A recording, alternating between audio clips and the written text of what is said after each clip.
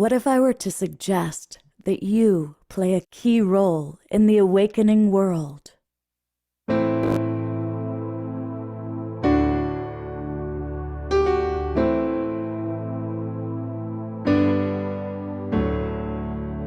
that you are watching this because you have heard the call.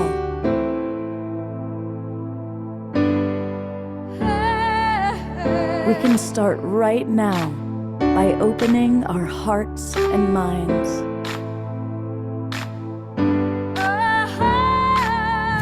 Welcome to the awakening world.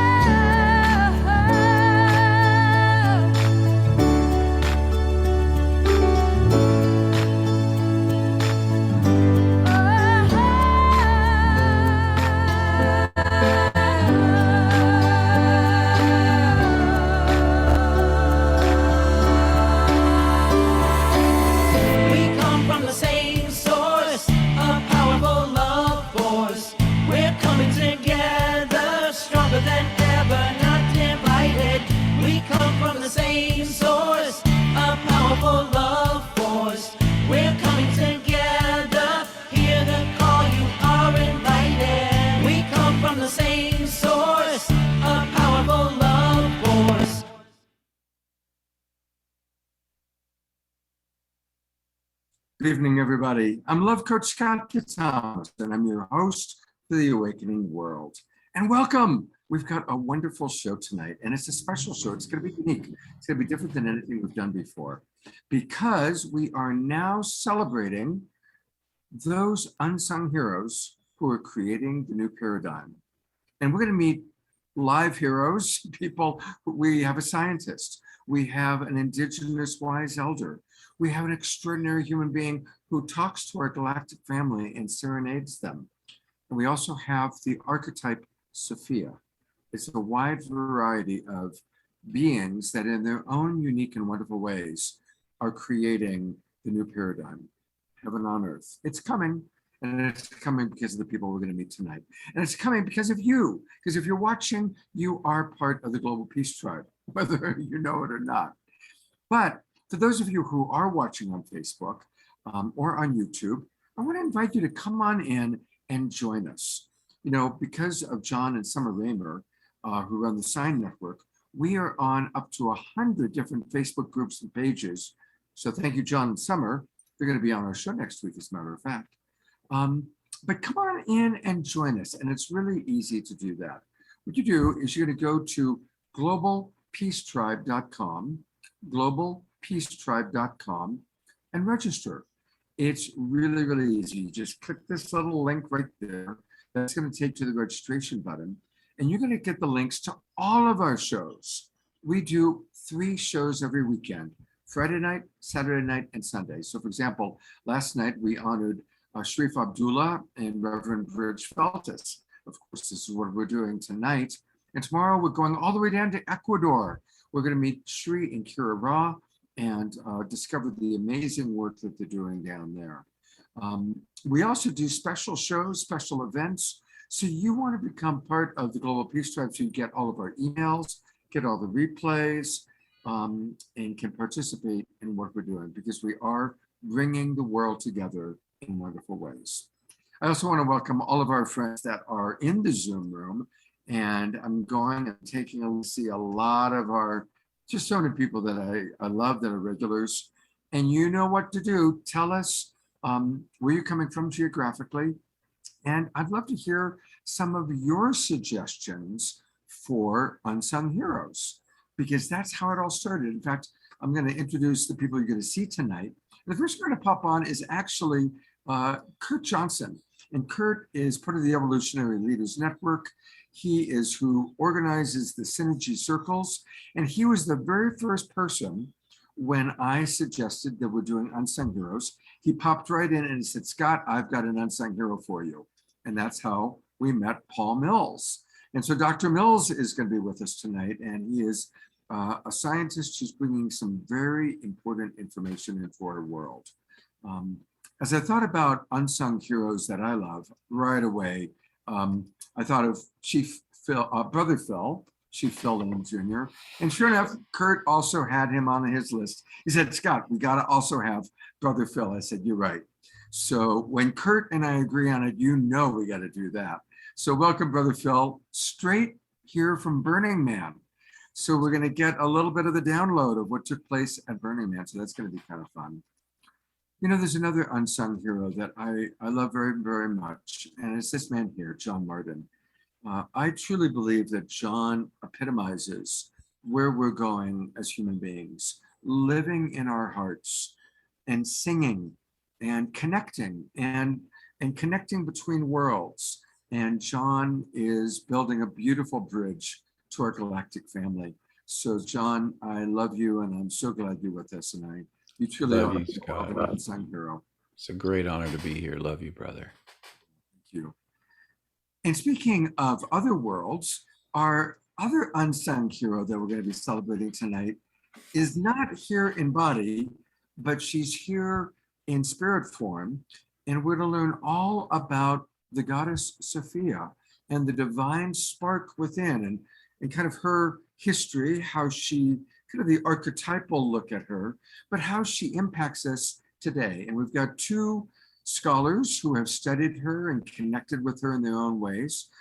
We've got Dan, who wrote the book all about the divine spark within, and Diana, who has directly connected with her. So we're going to learn all about Goddess Sophia tonight. So that's going to be a fun and unique experience. So welcome both Diana and Dan. Good to have you with us. And we always have music, and I'm really grateful. I think the musical artists that you see on the Awakening World are truly unsung heroes, because it's the artists that lead the way into the new paradigm, into the new world. And one of our favorite artists, Jameeshka, is back. James and Ishka, together they are Jameeshka. And so we're going to have a couple of songs from you guys. I'm really looking forward to that. And then finally, our beautiful beloved brother Omashar, who has become our house musician. Omashar is with us. He's going to play a couple of songs.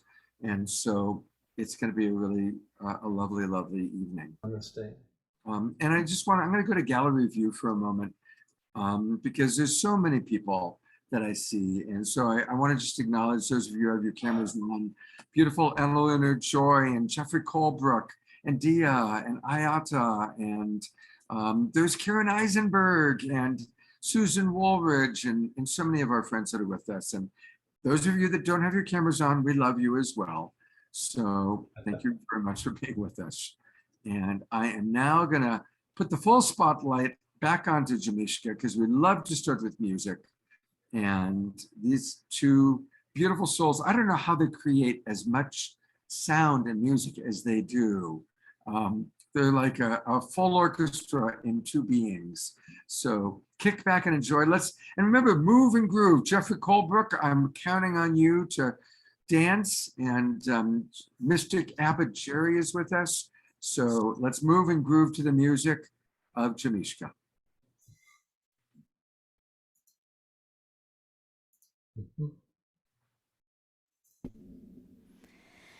Let this art be beautiful. Let this one be good. Good enough to inspire yours to appear where it could not. And let this one be wonderful. Let this part be good. Good enough to inspire tears and a heart that felt used to. Oh, oh, oh, oh, oh, oh, oh, oh, oh, oh.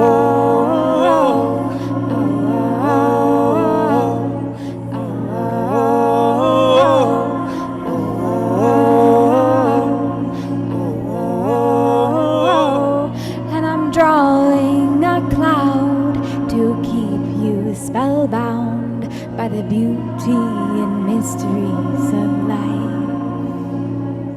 And I'm painting a tree standing so tall and free to help you remember what comes naturally.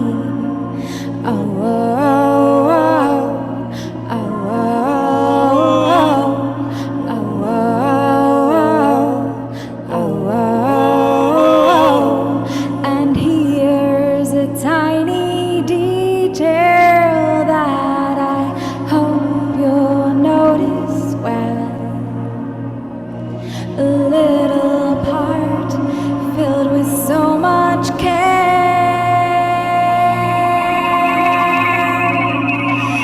that it ripped your ties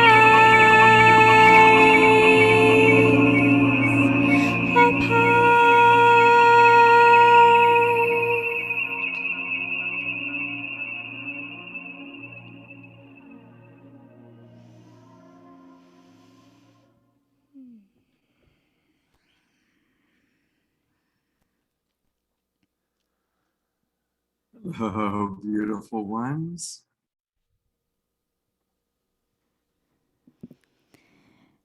We figured we'd start off with something a little softer today in honor of the theme.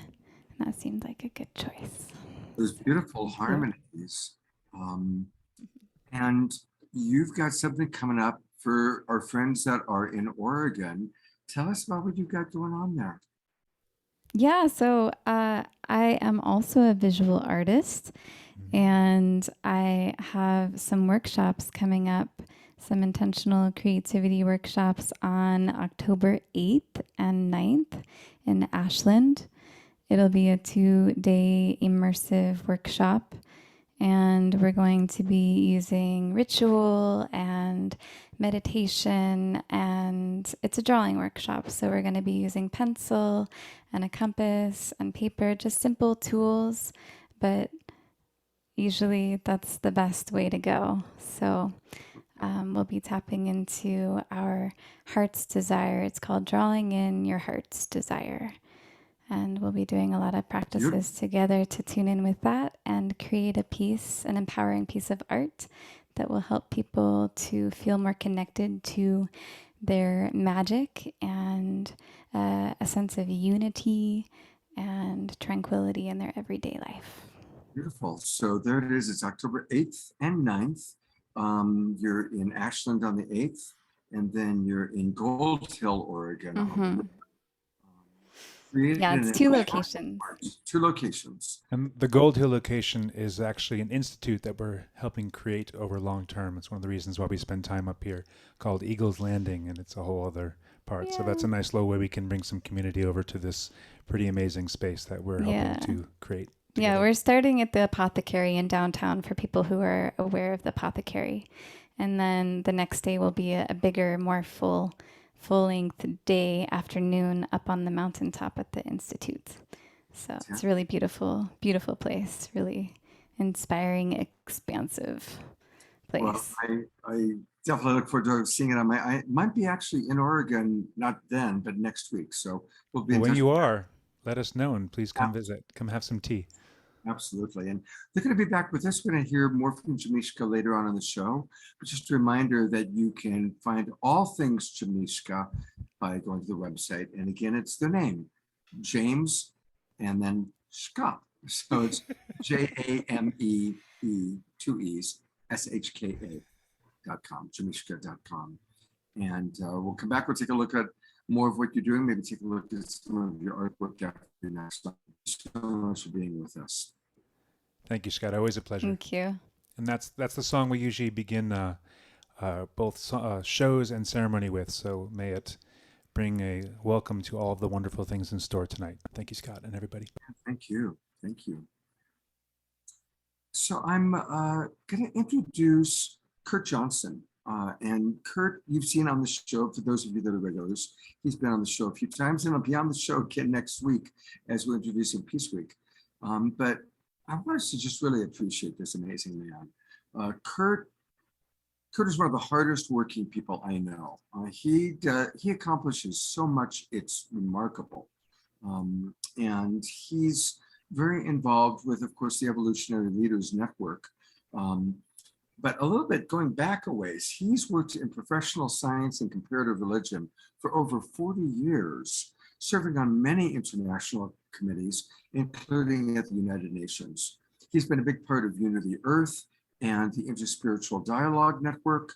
He's created the Convergence series on Voice America, co-editor of the Evolutionary Leaders anthology book that we did a whole show around, Our Moment of Choice, the Evolutionary Visions and Hope for the Future. He's constantly gathering articles and magazines and putting things together and really helping us to all stay connected.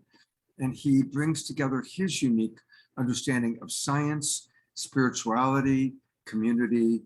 I mean, you also are truly an unsung hero creating the new paradigm, Kurt. So I honor you. And I'm going to turn it over to you to introduce your friend and colleague, Dr. Paul Mills. Yeah, so Scott, thank you so much. And yeah, so first of all, I'm going to tell you about Paul Mills, and then I'm going to tell you why we're here. So Paul Mills, Ph.D., is the professor of public health and family medicine and director of the Center of Excellence for Research and Training in Integrative Health, and the former chief of behavioral medicine at the University of California, San Diego.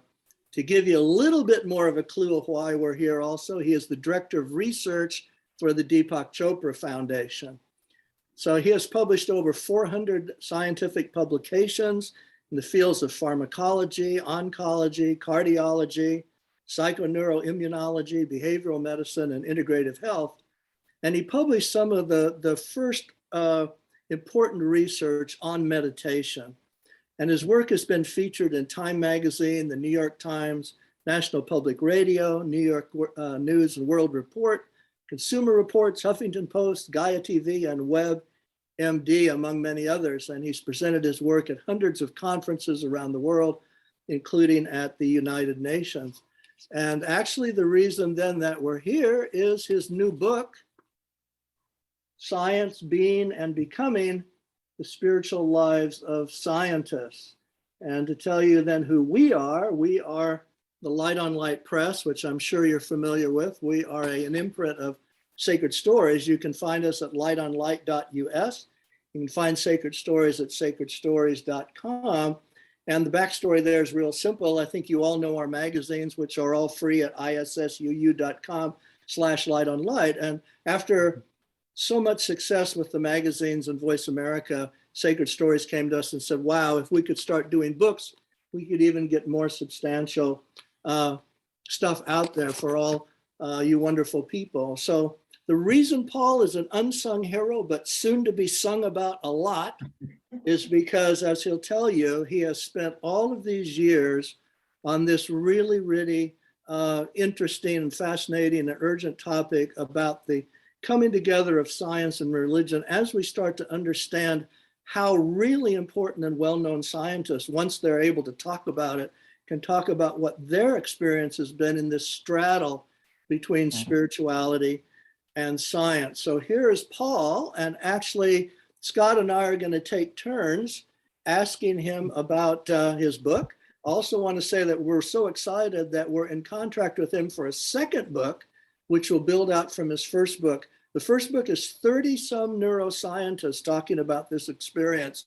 Some of them are really well known. One's up for a Nobel Prize in medicine.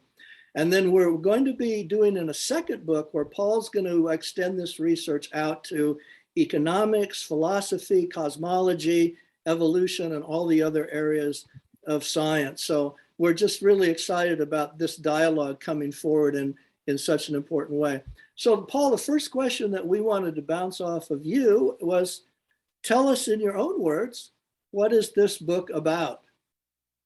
Thank you, Kurt, for your very kind introduction and all the support you've given me to get this book out there. The book's literally about the spiritual life of scientists. As Kurt said, I interviewed over 30 primarily biomedical scientists, and I interviewed them at length and asked them about their transpersonal, their metaphysical, and their mystical experiences. And these were very intimate conversations, They shared with me their life and experiences, some of the earliest things from when they were in childhood. Some of them had these metaphysical awakenings more when they were adults.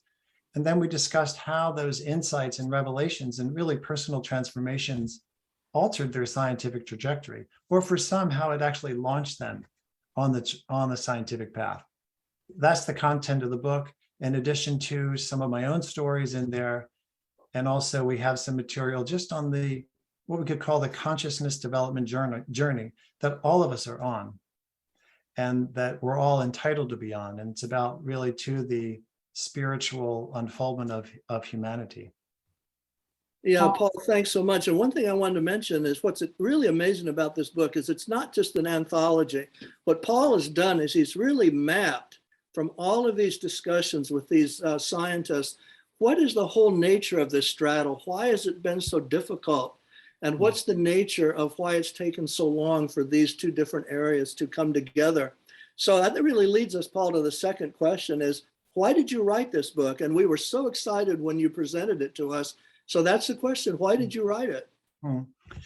Yes, there were a couple of reasons. And the first I'll mention is that at the University of California, where I've been for over 30 years, I got a reputation for being very open to discussing spiritual matters. So I often had students knock on my door and asking if they could speak with me about certain things, of which I was very open. And through time of those conversations, I realized that we need material out there that give young scientists and other people really permission to know that it's okay to get out of the materialistic mindset, to embrace their own spiritual and cosmological development. So that was one reason. But another reason, and really perhaps I could say a bigger reason, and I'm going to share it with you, and it's very relevant to the opening video that you showed, Scott, about the inspiration for this work.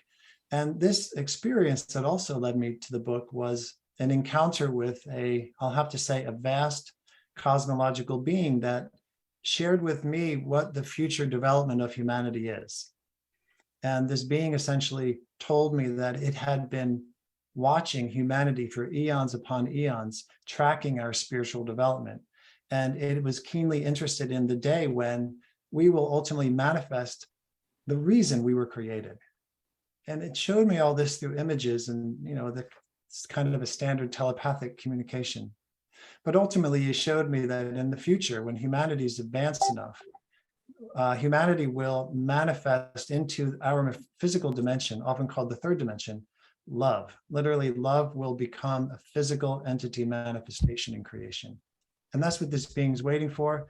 And that inspired me to write the book, because I wondered, well, what have I, as a biomedical scientist, been doing to help support this future trajectory of humanity? And then I also wondered, what about other scientists? What are they doing? So I started interviewing people and asked them, what's your spiritual life about? Are you evolving? What's your science doing? How are we helping support the stage for the future evolution of humanity, the current and future? That's an incredible story of your experience. And thank you for sharing that. And I'm just curious, how has talking to all these other scientists shaped your personal journey? Now, we got a good taste of your personal journey by having this extraordinary experience. How does talking to the others, how is it evolving your personal journey of life? Yeah, thank you, Scott. It was incredibly inspiring speaking with all these scientists, and how it affected me is it gave me more confidence to just keep moving forward in my own work and in my own spiritual trajectory. It was beautiful to hear them speak and share. And within that sharing, and something I note in the book, it actually filled me with a little bit of regret, because some of the scientists I interviewed, I've known for many, many years. But we always met at scientific conferences, and at those conferences, we're there to discuss science, and all of us had our kind of spiritual, mystical lives in a closet, because it typically is frowned upon to speak about these things, and historically, it can have adverse effects on one's scientific career and academic advancement. And so that's why I'm saying I had a little bit of sadness that I didn't know about the depths of those folks, and nor those I didn't share with them either. So there's that piece. So broadly, it's given me confidence to just keep going and to disseminate this information, which we're doing with the this publication with Light on Light Press. Yeah, and Paul, when we first met, we've done so many things with Deepak, and Deepak is so generous with the evolutionary leaders, and as interested as everybody is across the world to get these two worlds, talking together and experiencing each other in the way that you mentioned. So actually, Deepak Chopra has written the foreword for this book, really insightful foreword about exactly what Paul's been talking about. And then Ken Wilber, who you all know, Ken Wilber has come in and written a special commentary on the book, which is in the book as well, again, about why this is so important right now. So Paul, that actually leads to the next question is what has been this problem with this false divide between the world of science and the experience of spirituality? Yeah, I'd say the problem is multifold, multidimensional. Let me speak about the problem for scientists themselves initially.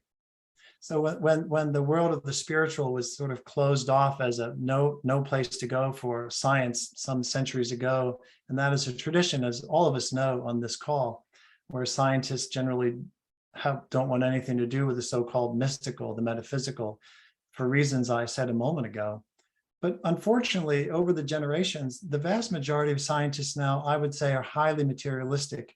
They don't even believe the spiritual world exists. They don't believe in things like the mystical. They don't believe that love is a foundation of creation itself. They have no experiential insight into it. To me, that's a very sad thing. So that's one of the primary fallouts of this false divide that was occurred. The other is that we as societies around the world, we look to science to show us what's true, to show us advancements in all things in the world. And essentially, science has been unable and unwilling to do work to show us our deep, innate, historical, mystical nature and where we're heading into the future. It's been off the table. And I'll also add that materialistic sciences, the way they're done, we all know, can lead to many things being developed and created and disseminated that are harmful. They're harmful for us as human beings. They're harmful for the natural world. They're harmful for the earth. Not life supporting, certainly not spiritually supporting.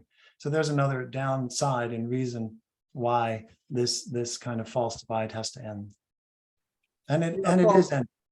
Yeah, Paul, thanks so much. And I'm going to do one more and then throw you back to Scott. But what's interesting is I think many people on this broadcast were surprised that you would open by talking about the direct experience that you had that led you to writing this book, where here you are, a well-known and positioned scientist, and suddenly, because you have this direct experience of, and then you bring that to your world of knowledge about, you're in this really amazing way to express and share the straddle with other people. So what I thought I'd ask is, share with us one of the other stories from the book where you felt a scientist had an extraordinary experience and also reacted that in a way that brought forward this really wonderful straddle between those two dimensions. Okay, let's see. I've got to go into my archive here. So many fantastic stories, but one pops up. So his name is Dr. William Bushell, and he's a medical anthropologist by training. He had a fascinating story, and basically he spent most of his life, he got his Ph.D. in anthropology, and he was traveling the world studying spiritual traditions of other cultures and other countries. And the interesting thing is, all the while, he actually didn't believe in anything spiritual. He had no spiritual life. He didn't believe it was all true, but he just thought, well, somebody's got to study it. I'll do it. So he traveled the world and he would interview people from different cultures. And what happened to him that awoke him is a beautiful story. And he was home one afternoon. He was in his mid-50s at this point, and he went down to rest. And within a few moments, he essentially had a spontaneous Kundalini awakening. And in this Kundalini awakening, a goddess appeared above him, as he described it. And it's a beautiful description, and I do my best in the book to share it with what he shared with me. And this divine being, he called it Dakini, a goddess appearing to him, and they had this exchange. And amongst one of the most profound after effects of the exchange is this. He understood, he essentially had an experience of what he called, and what is commonly called, immanent divinity. Through that experience, he, for the first time in his life, he absolutely knew and experienced in his whole system himself as a divine being, as well as a human being. That's the immanent divinity. we as humans and our divinity together. And since then, he's been, of course, a transformed person. His work is different. How he approaches his work and how he approaches his everyday living, he said, is now radically different. And that's one of the beautiful stories I had the pleasure of hearing. Great, Paul. And so I'm going to throw you back to Scott. But what I wanted to mention is that this is exactly the reason that not only are we excited about this book, because everybody, when you read this, these are not just marginal scientists. These are people who are very well positioned, and they finally have permission now to talk about what their experiences have really been. And that's why we're so interested in moving on to the second book, where Paul can talk to people in economics and in philosophy and in cosmology and the evolutionary sciences. And I just wanted to mention, because Brother Phil is on the show, obviously all of you have already seen the nexus here between this type of direct experience and what is actually just completely implicit in the experience of First Peoples and the whole areas of the shamanic arts and the healing arts and shamanism. So this all gets wrapped together. So Scott, over to you to bounce a question off Paul. Wow. I'm really enjoying this a lot, and it's so what the awakening world is all about. So again, thank you, Kurt, for bringing Paul into our audience. I'm just curious about two possible people you may have interviewed. Jeffrey Colebrook, who's one of our regulars, is wondering if you spoke to Nassim Harriman. And I'm curious if you spoke to Dr. Kenneth Ring, who did all the near-death experience research. I have not, I'm sorry to say. There's a whole list that we've been compiling for the second book. And I even had other scientists for the first book, but there was only so many we could fit into one book and tell a good story, one that's readable and enjoyable. So book 2. Okay, great.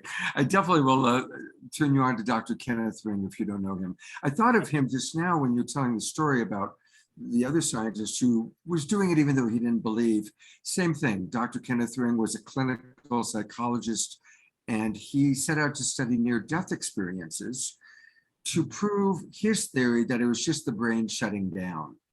And after doing comparative analysis and research over 10 years on over 300 people who had near-death experiences, he had come into a very similar, I think, place where you are of, oh my God, there is this extraordinary divinity, this extraordinary oneness, this extraordinary thing.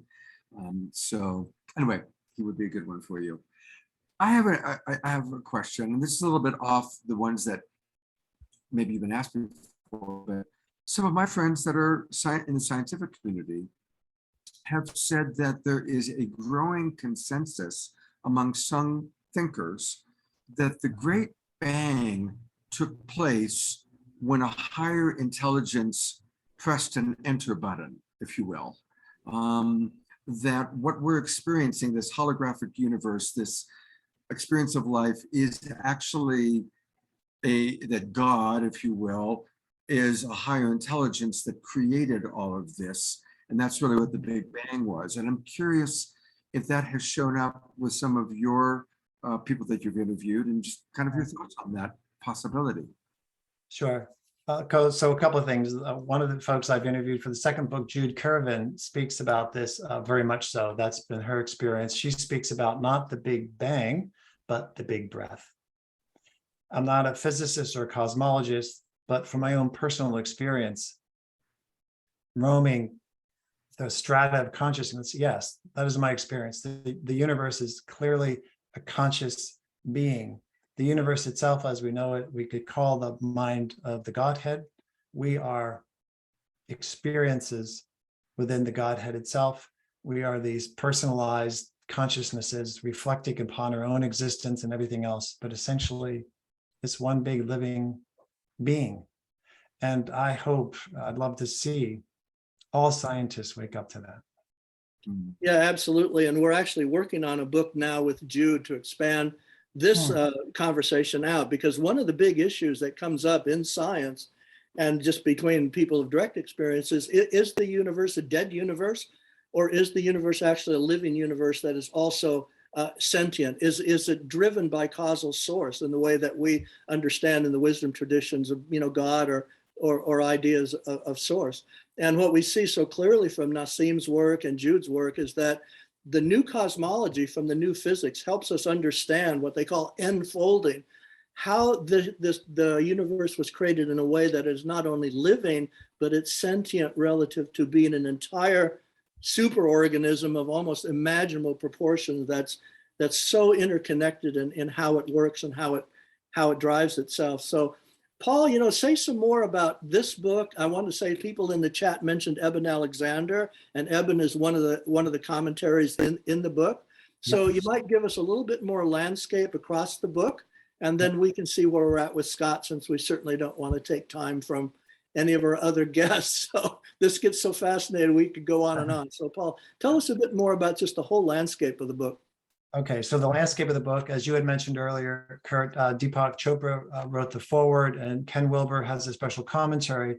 In addition to the content that I've contributed through the interviews and some other material, we have what are called spotlights in the book, and there are 4 of them. And Eben Alexander did write one of them. And the reason for the spotlights is we wanted to go into greater depth into certain topics that have high relevance to the book itself. So for example, I asked Eben to write a book based on his own experiences, having been in academia, having an awakening experience.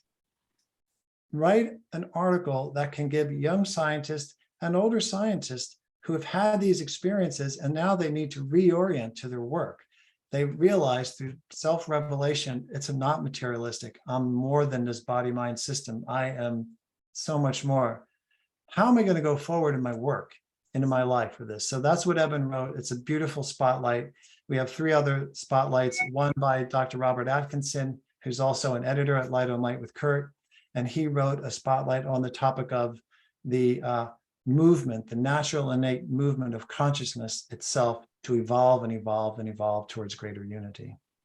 We have another one other thing too, before I throw back to Scott. What I found really interesting in reading the book, and it'll parallel everybody's experience about awakening to non-dual consciousness. Some people had these awakenings very incrementally. It's very, very interesting. Others had really catastrophic interventional experiences where out of the blue, this dimension showed up to them. And others had known about it from the time that they were child. The story about Rudy Tanzi, and he would play a game with his sister when they were like in single digit age about disappearing everything. And when they disappear everything, they would actually go into a non-dual consciousness and feel that incredible ecstasy of that connection with everything. So there's so much of a landscape in the book that's just amazing. Yep. That was a great story. He has several great stories in there, actually. He does.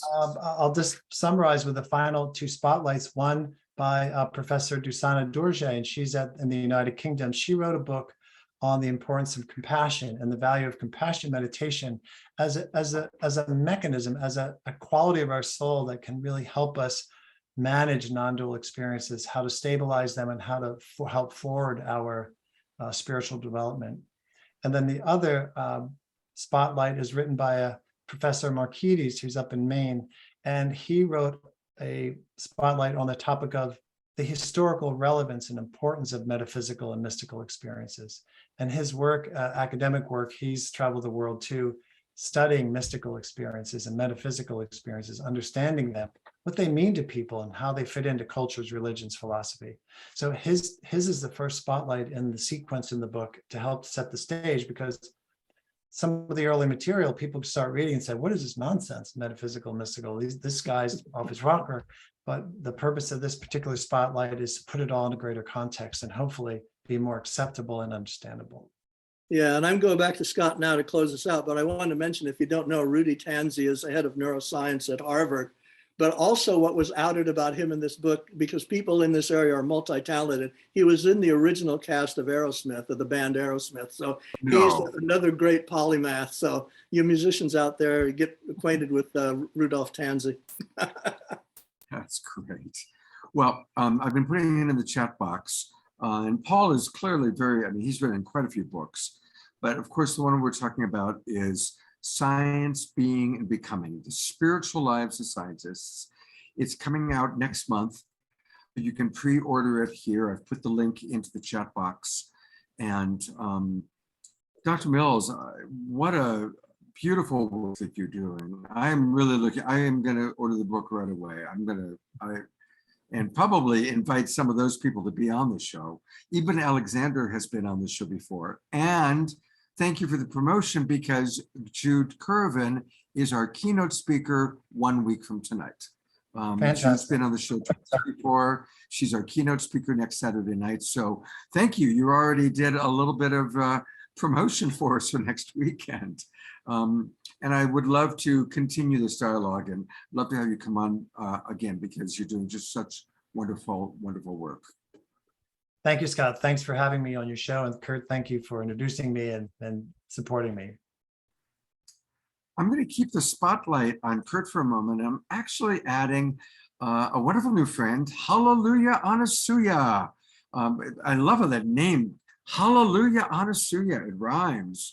And both Kurt and Hallelujah are going to be featured on next Friday night's show. You know, Peace Week is coming. We are in the 99 days of unity, global unity are happening. We're coming up to Peace Week.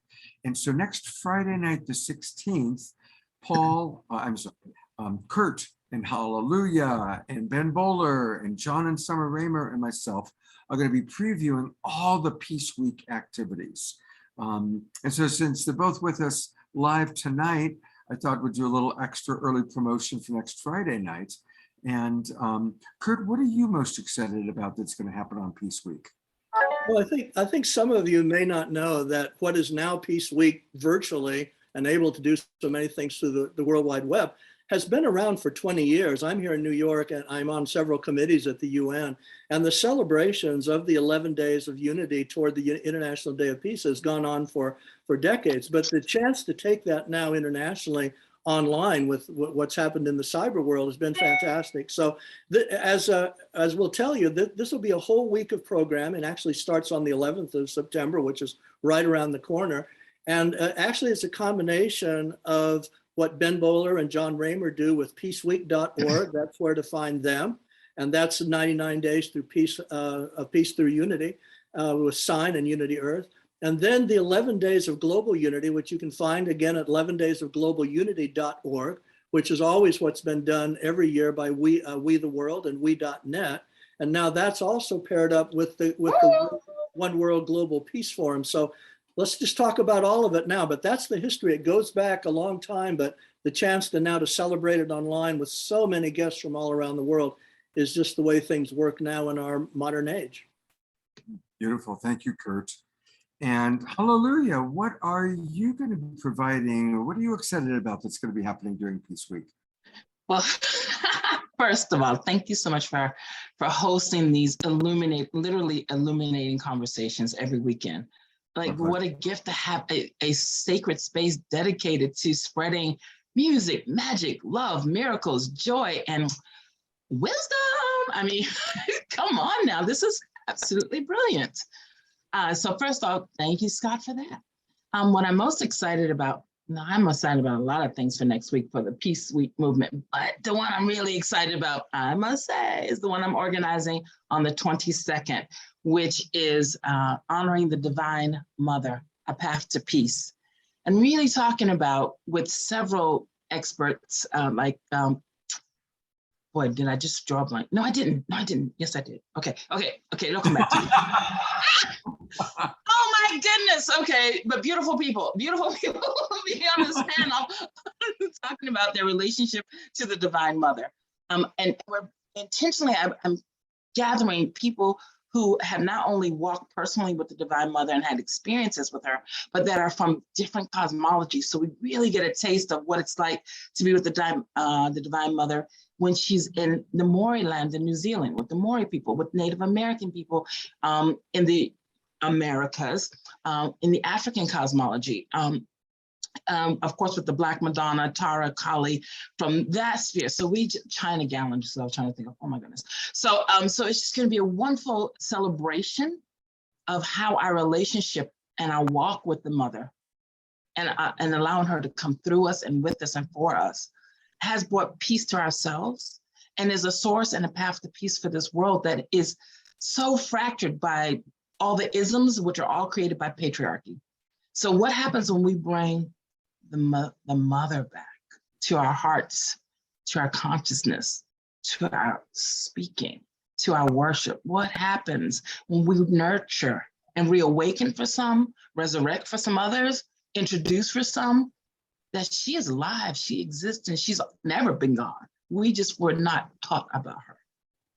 And so I love your passion, I love your excitement, I love your wisdom.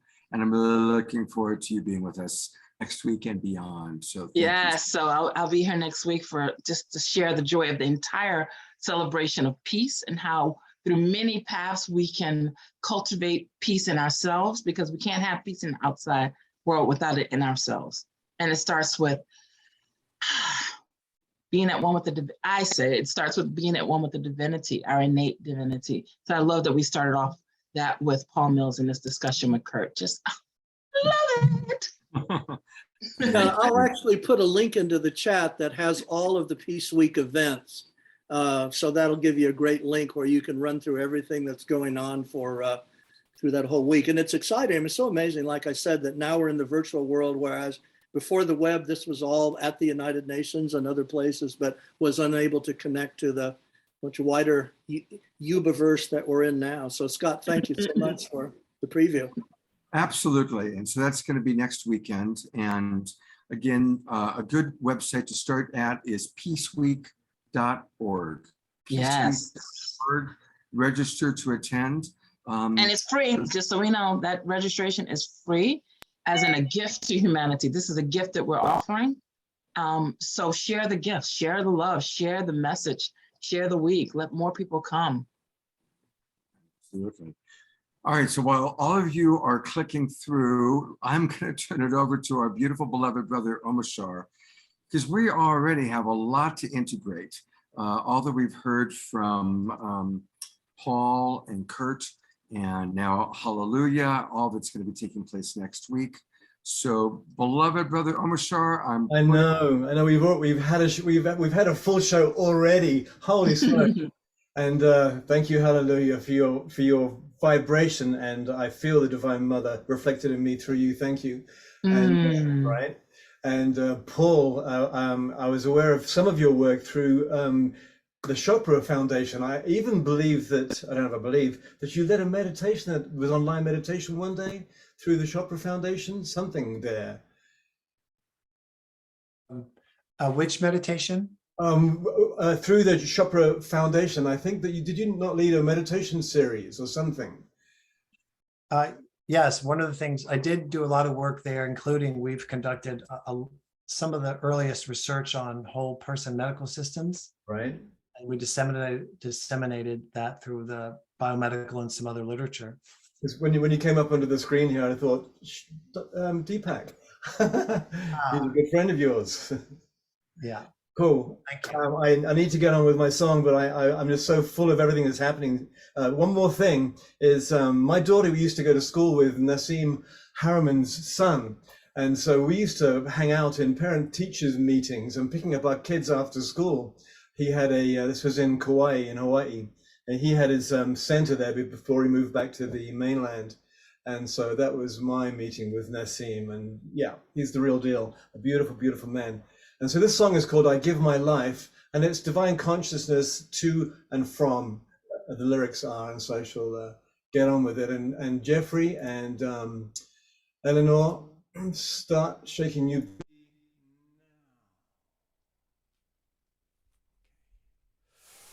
You ready?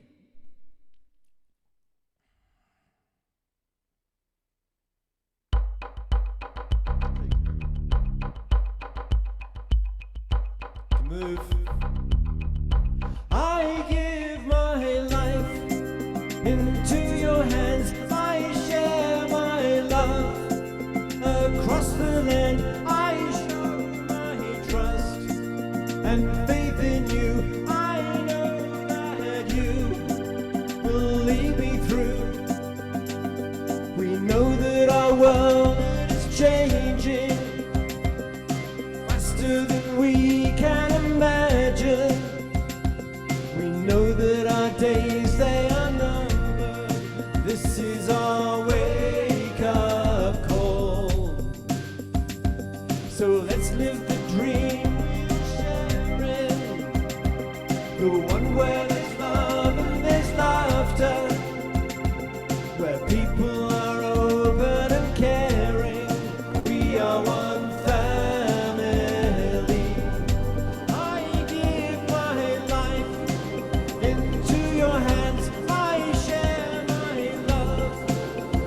Across the land I show my trust and faith in you.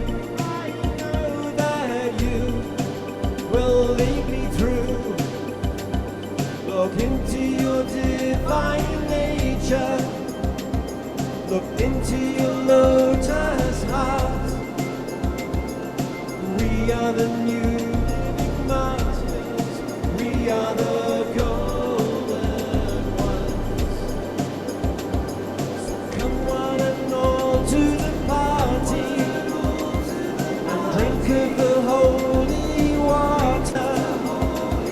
It's time to transcend limitation. Time to be truly free. I give my life into your hands. I share my love across the land. I show my trust and faith in you.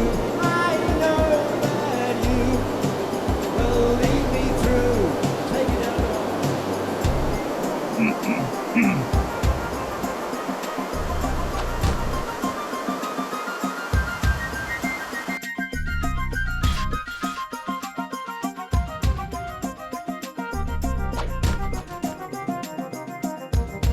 I give my life into your hands. I share my love across the land. I show my trust and faith in you.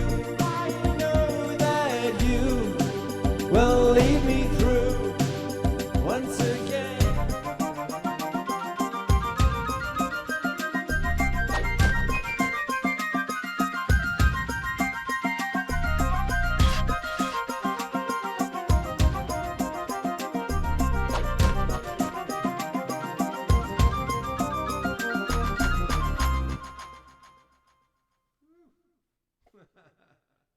Wow. That was happy and fun. Thank you. Thank you so much, Omashar. Happy and fun and divine conscious. Hey, I want to remind everybody that, of course, you can see Omashar every weekend on The Awakening World, but you can also get him on Bandcamp. And it's really great for us to support all of our artists, and especially our house musical artists. So just go to omashar.bandcamp.com.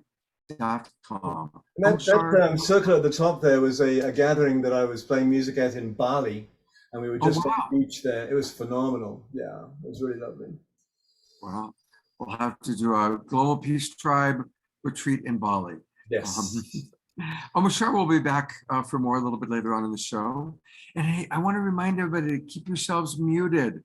You might have noticed that there was kind of a loud whirling sound during part of his song, and it was because one of you was not muted. I found you and I muted you, but I know, I thought someone had opened the window or something. It's like, what is that? Yeah, there was this big whirling sound. It was one of the just the way it was happening on one of the people that was that weren't muted. So we have to remember it's a Zoom meeting, so you guys gotta keep yourselves muted. All right, and thank you everybody for dancing and grooving to the music. Well, it's my honor to introduce one of the most beloved members of our community. And of course, I'm talking about beautiful, beloved brother Chief Phil Lane Jr. Phil, I've only known him for a couple of years, but he's one of those people that everyone loves him. And I personally, I'm going to talk a little bit about his background, but I just want to lead by saying I so appreciate his passion. Everything Phil does, he does with passion. So in the next few minutes as he speaks, he might cry, he might get angry, he might, he might dance, but whatever he does, he's going to do it with a lot of love and a lot of passion. A little bit about his background. He is an enrolled member of the Yungtan, Dakota, and Chickasaw nations. He's an internationally recognized leader in human and community development. He was born at the Haskell Indian School in Lawrence, Kansas, and he has extensive experience in his own cultural traditions. He's an award-winning author and film producer, receiving national and international recognition for the work he's done around the world to promote freedom and justice for Indigenous people. He's all about love and doing everything with love, truly an unsung hero. Well, you do represent the different nations coming together. And I love how you acknowledge the pain of the past, the still inappropriate prejudice and bias in our world, and yet you still have an open heart towards all of us and all people. And it's appropriate that behind you is a peace pole, because you are a peace pole with a big heart and 2 arms and 2 legs walking around our world. You are a living peace pole. Thank you. Thank you so much. Thank you so much, Brother Scott. And I really want to give my heartfelt thanksgiving to Dr. Mills for the beautiful presentation, because it is so true that science without spirituality becomes a Frankenstein, and spirituality without reason becomes fanaticism.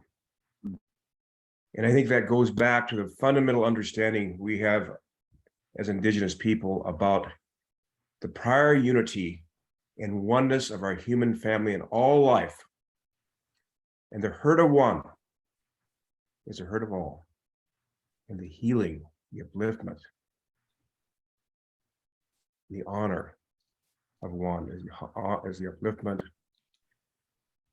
and honor of all. And so thank you so much, because this is one of those sacred realities that is now unfolding as we understand and more the oneness of our human family. And I really enjoyed the speaking about how some relatives believe this womb world we're in here is the only one. It's pitiful, actually, because when we think about it, when we were born into the womb world of our mother, and now they even see it's a flash of light, we know that each of us is born a sovereignty, ancient, imperishable, and everlasting. We're born from the universal sea or ocean of consciousness that lies beyond this physical world of time and space. And yet, to help us understand this journey, here we are in the womb world of our mother, being sustained completely from this world outside the womb world.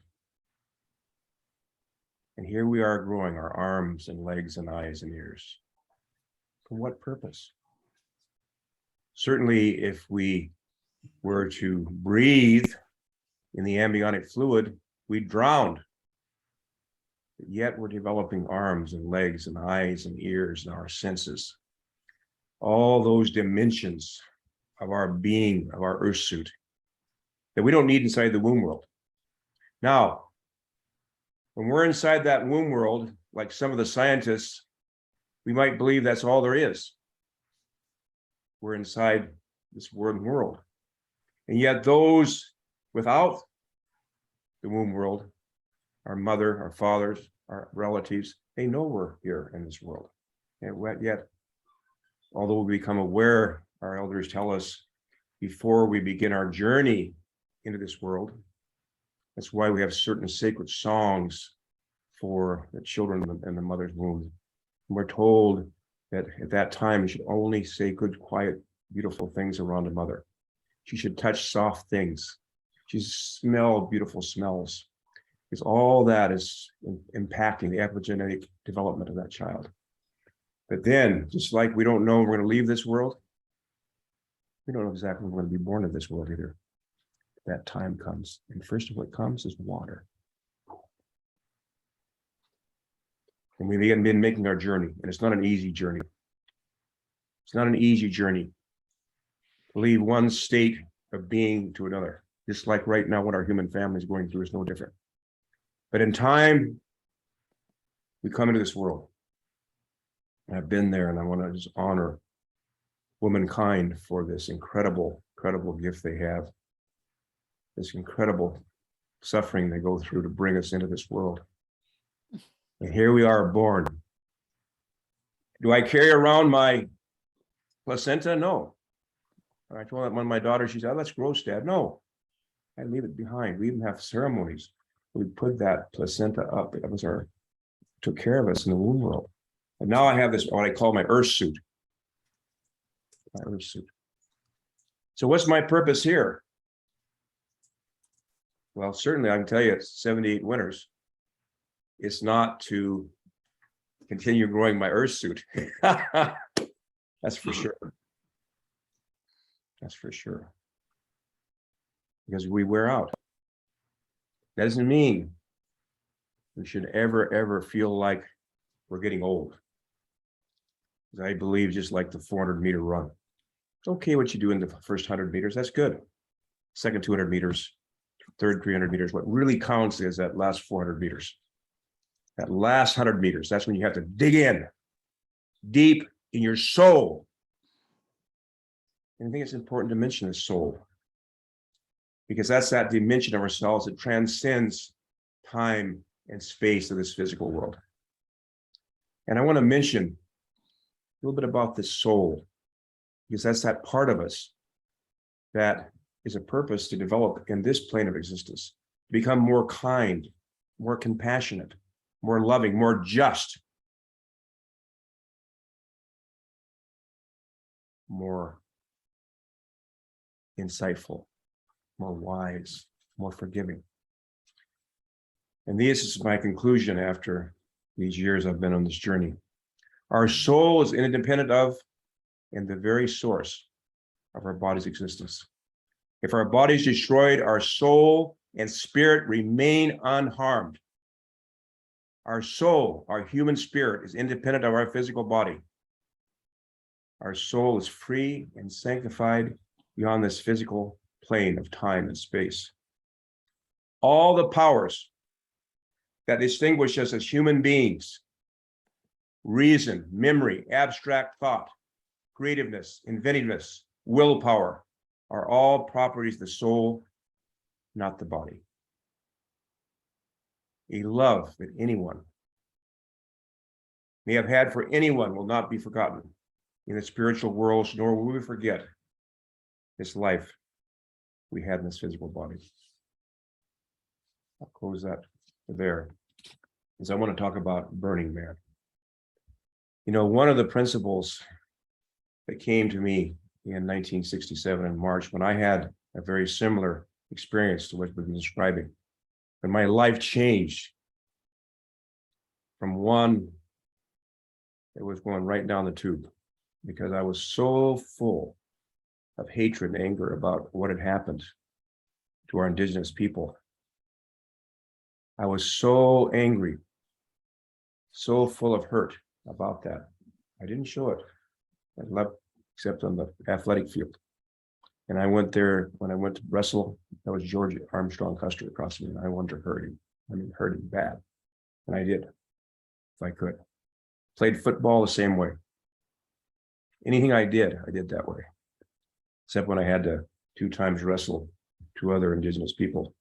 But you know, me talking Yepi, my beloved relatives, hatred and anger and rage takes you nowhere but down the tube. In order to maintain that, alcohol, drugs, unhealthy relationships, till finally I was down, completely down. And then I encountered this very, very sacred tablet, the tablet of Akmat. And I had no idea where it came from, how it came to me, but all of a sudden, I had this experience like a fire was burning throughout my body. And I experienced oneness. Now, that's not to say, by the way, somehow I've achieved any kind of sainthood. I certainly haven't. Because there's always this teaching, right, which actually originates from the Quran, one of the many holy books I've read. It says, you think you say you believe and will not be tested? Of course we're tested. There's been some pretty tough ones along the way. It wounded pretty deeply sometimes. But after a while, I always say that you get enough bullets in the front, arrows in the back, it kind of become transparent, kind of whiz through. There's another one. And I think the fundamental thing that when I went to Burning Man, I was invited there by my Tushka, Brock Pierce, to come down and experience this. And I'm very open and transparent because I feel like we should share, especially at this time of dramatic change, our hearts and souls with our relatives. So we can all be connected, be transparent. And so some relatives said, what in the world are you doing? You're going to Burning Man? Well, for me, I believe in the independent investigation of truth for our own selves. And there's a little book called The Hidden Words I was thinking about tonight. Talks about justice. And at the foundation of oneness, when you understand the oneness of our human family, the oneness of all life, then the organizing principle is justice. From that justice, we have then the understanding the eagle has two wings, one is man and one is woman, and both must have equal power, respect, and honor, or if the eagle will fly its highest. With oneness, we understand the two potent forces in human life, science and spirituality, are the same wings of the same eagle. With this understanding of oneness, we're one human family, then the extremes, growing extremes of wealth and poverty have to become balanced. We have to have universal education. Every human being has a right to education. But before I want to share this about justice, because I think it's so important. O children of spirit, the best beloved of all things in my sight is justice. Turn not away if you desire me, and neglect it not, that I may confide in thee. By its aid you shall see with your own eyes, and not through the eyes of others, and shall know of your own knowledge, and not through the knowledge of thy neighbor. Ponder this in your heart, how it behooves you to be. Verily, justice is my gift to you and the sign of my loving kindness. Set it then before your eyes. And so I went to Burning Man with an open heart to see for myself. You know what I found? I found a very life-changing experience for me. Yes, in Burning Man, a city created in 10 days from nothing, with a beautiful hospital and an airfield, all organized. You can find anything you choose to want to look for, just like you can find it anywhere, in any city, any place in the world.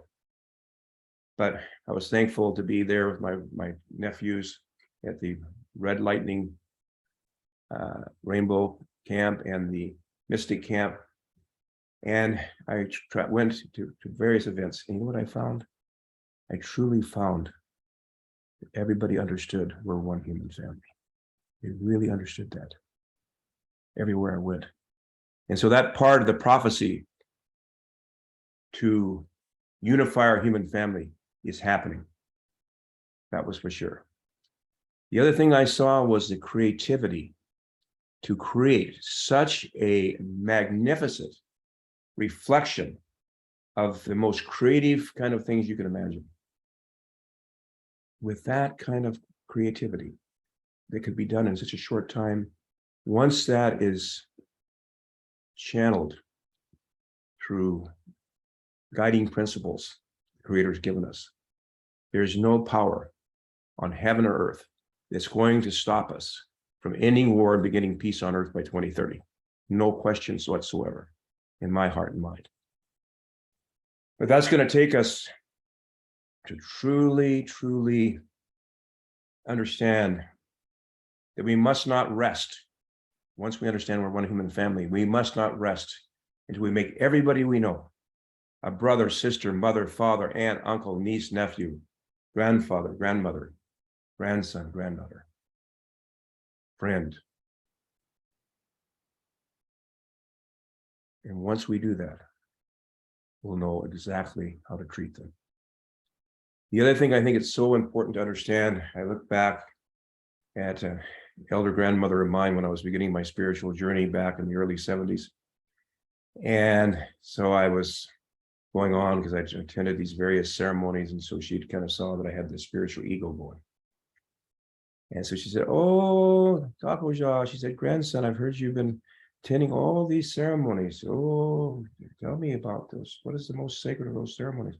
I began recounting. Oh, I went to Hamblichiapi, I went to renew a breath of life, and I went to the Sundance, and I went to the Chinook dance, and I went to fast and so forth and so on.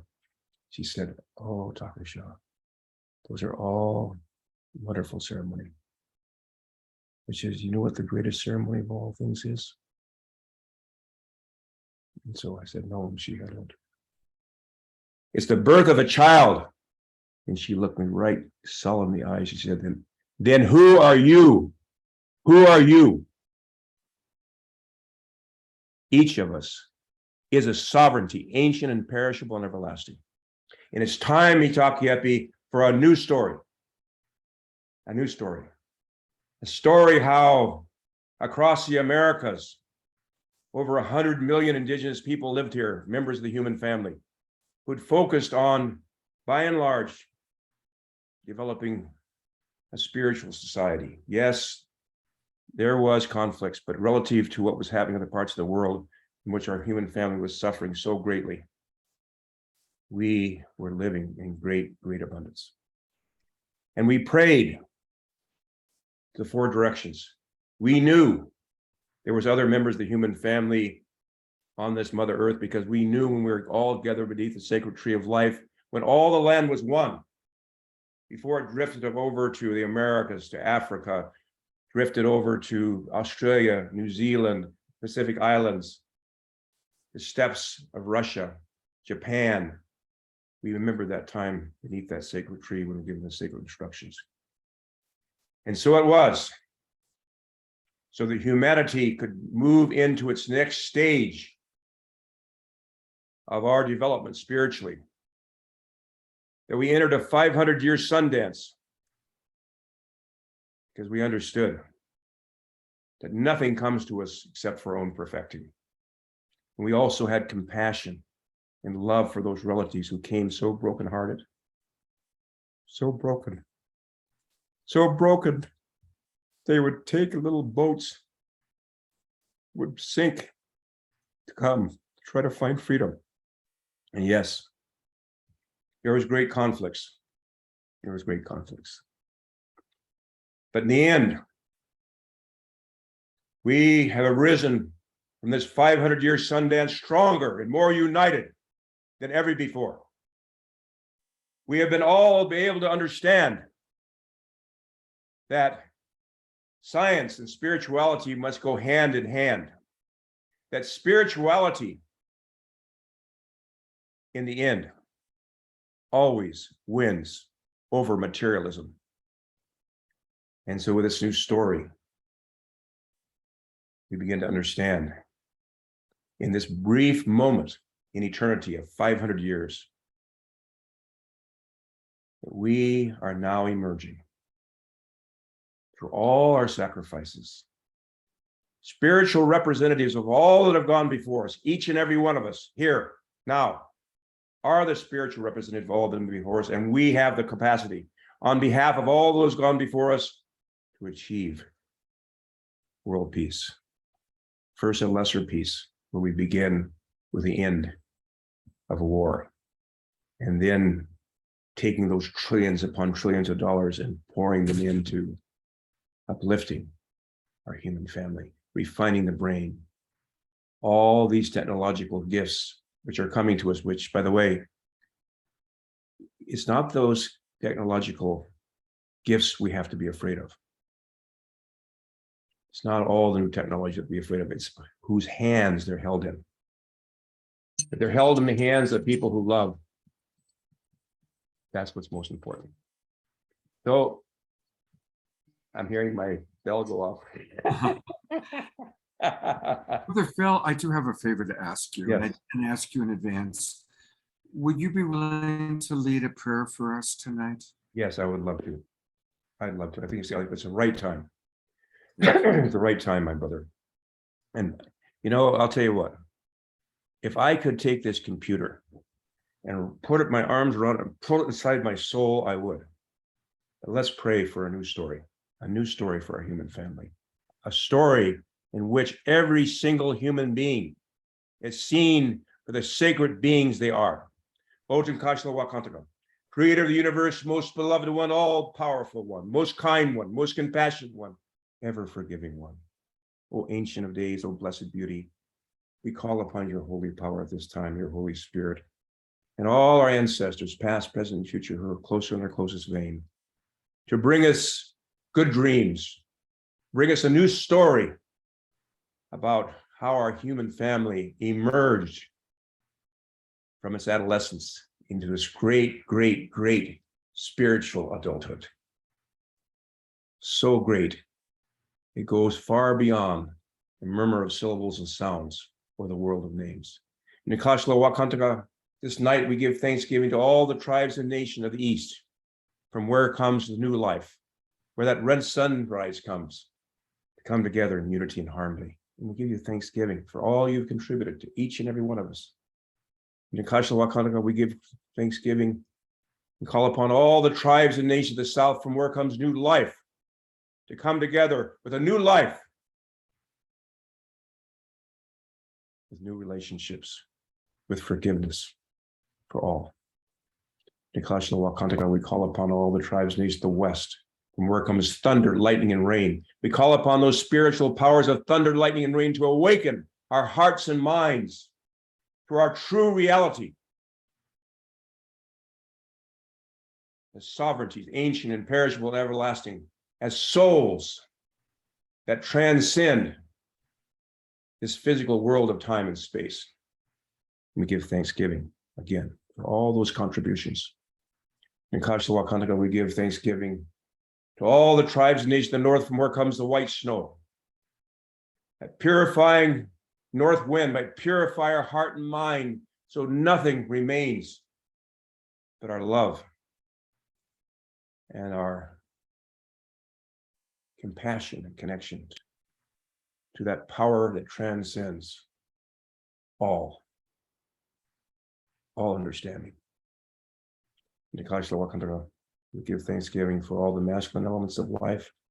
We ask, Creator, that you might forgive, especially within our own selves, and we might forgive the overabundance of these masculine qualities that have brought humanity to this place where we have no choice but to wake up. So we thank you for that part, but we also ask that we step back. You step back and allow the feminine qualities to arise within all of us. And we give honor and respect to our Mother Earth and our mothers, and remembering that how we are treating our Mother Earth is no different in a reflection of how we are treating womankind. And this abuse, we pray and know, will end as prophesied. I'd like to conclude with this prayer for unity of our human family. Oh my God, unite the hearts of thy servants and reveal unto them thy great purpose. May they follow in thy commandments and abide in thy law. Help them, O God, in their endeavor, and grant them strength to serve thee. O God, leave them not to themselves, but guide their steps with the light of knowledge, and cheer their hearts by thy love. Verily, thou art their helper and their Lord. Holy Michante Washte Alo.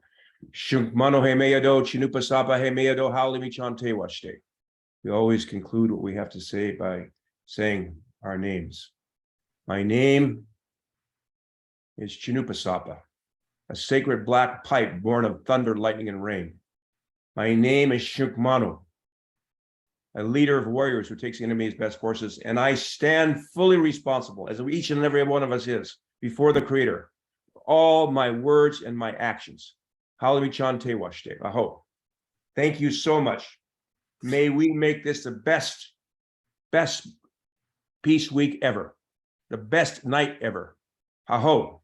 Aho. Thank you so much, beloved brother Phil. I love you. And we feel your big cyber hug all across. So I'm going to go to gallery view, everybody. Let's all big hug with Chief Brother Phil. Let's all hug together right now. Cyber hug. Cyber hug. There it is. That was a good Global Peace Tribe cyber hug. You know, I put it into the chat box, but just a reminder, everybody, that you can learn all about the wonderful work that Chief Phil is doing at his 4 Worlds International Institute The website is the acronym FWII.earth, FWII.earth. And you can learn all about, and please let's donate. Please let's support the work that he's doing. It's just scroll right down. You can donate. I'm going to donate while we're listening to our next sequence, our next musical number. And Brother Phil, thank you again for being truly an unsung hero creating the new paradigm. I love you so much, my brother.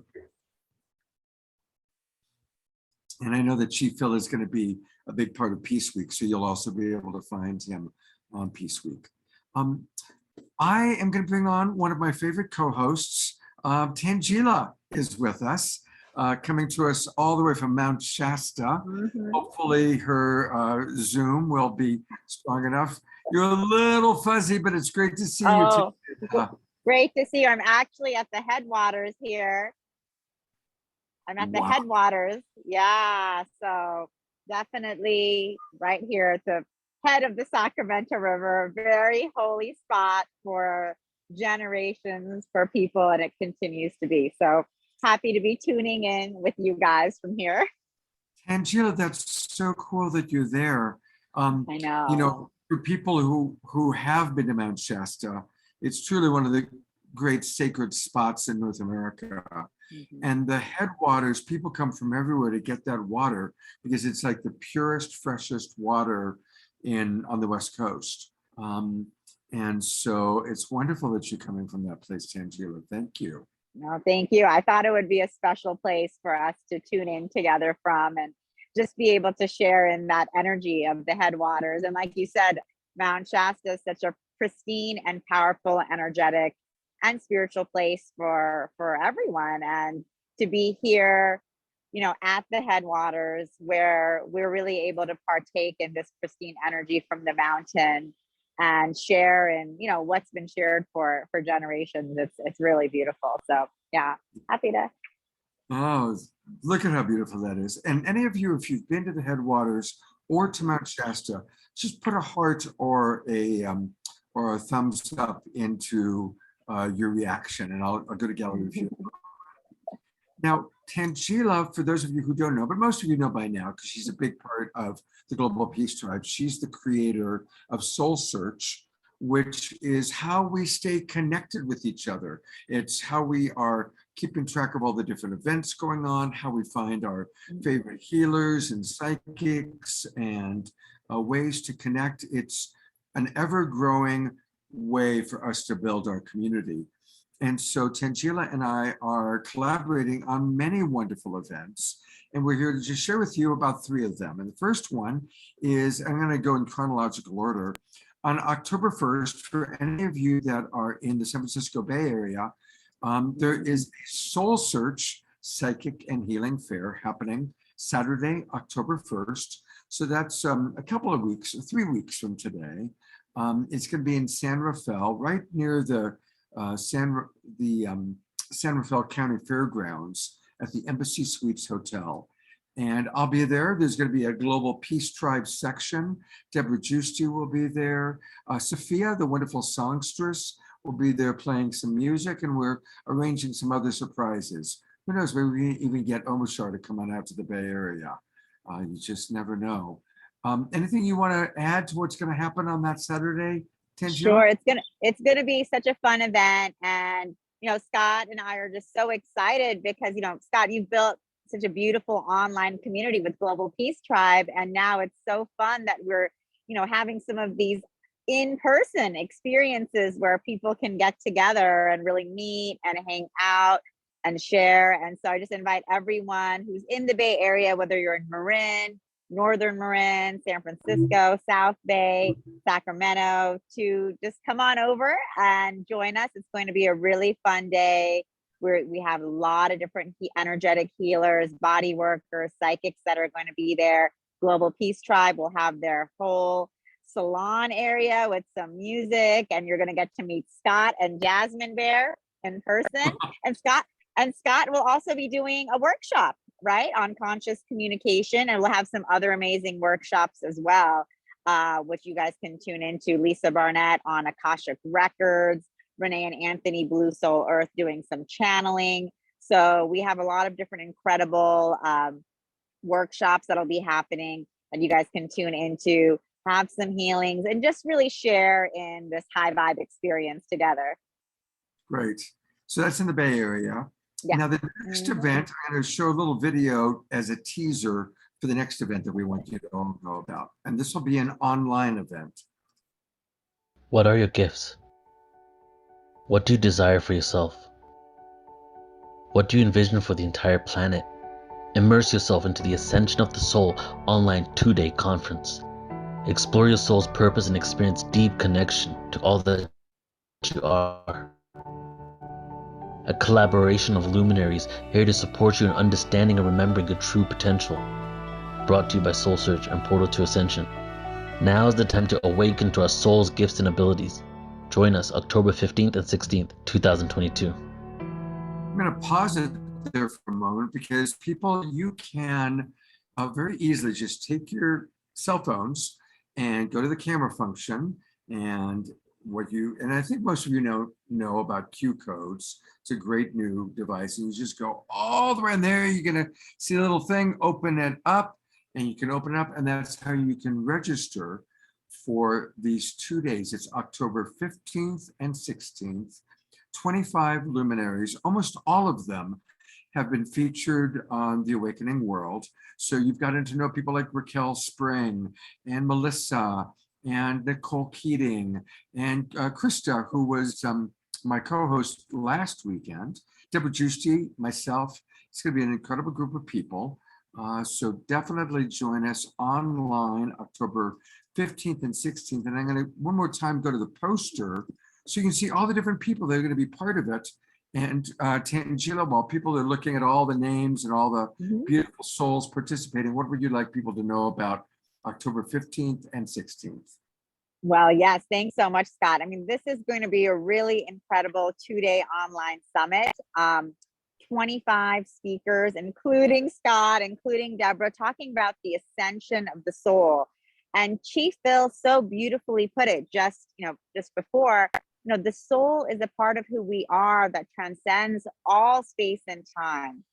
And here we are in this really incredible moment together where we are in this process of ascension, where we're expanding into a much more, a truer nature of who we are beyond just like this body and this identity that we've come to know. And what's so exciting is that we have 25 speakers that are going to be giving a different perspective, their own unique perspective of the ascension of what that means for your soul. Scott will be speaking about honoring and managing our animal bodies during ascension, which is an incredible topic, talking about our bodies in the here and now. So that's an incredible topic that he'll be speaking about. And we have, Melissa talking about Akashic Records, the ascension of the soul in Akashic Records, Raquel from the astrological perspective, Krista, DNA and epigenetics. So we're going to be having incredible perspectives on our soul and what we're going through and what it means for us during this ascension time. And it's going to be 2 days of downloads, incredibly activating for all of us. And if there's particular activations and experiences that you feel are really powerful, you'll have the replay available. So you can go back and revisit those times as well. So just invite everyone to come join us. It's going to be, I think, a really incredible experience to dive into ascension in this way. Great. All right. And then the third and final context of a tradition that has a bit of checks and balances. It's so the mysticism just can't, doesn't sort of fly off into never land. There's this relationship between the two. And so that's a bit of what I've been trying to work with. Is there is a esoteric tradition of where Sophia is a very prominent character. And so, we hear a little bit about wisdom in the Old Testament, and she's referred to kind of cryptically, the Proverbs, wisdom was with the Lord when he began his work, long before he made anything else. This is where wisdom, the Greek word for wisdom is Sophia. And so this is, so Sophia, wisdom, begins to take on an attribute, and she's a feminine being.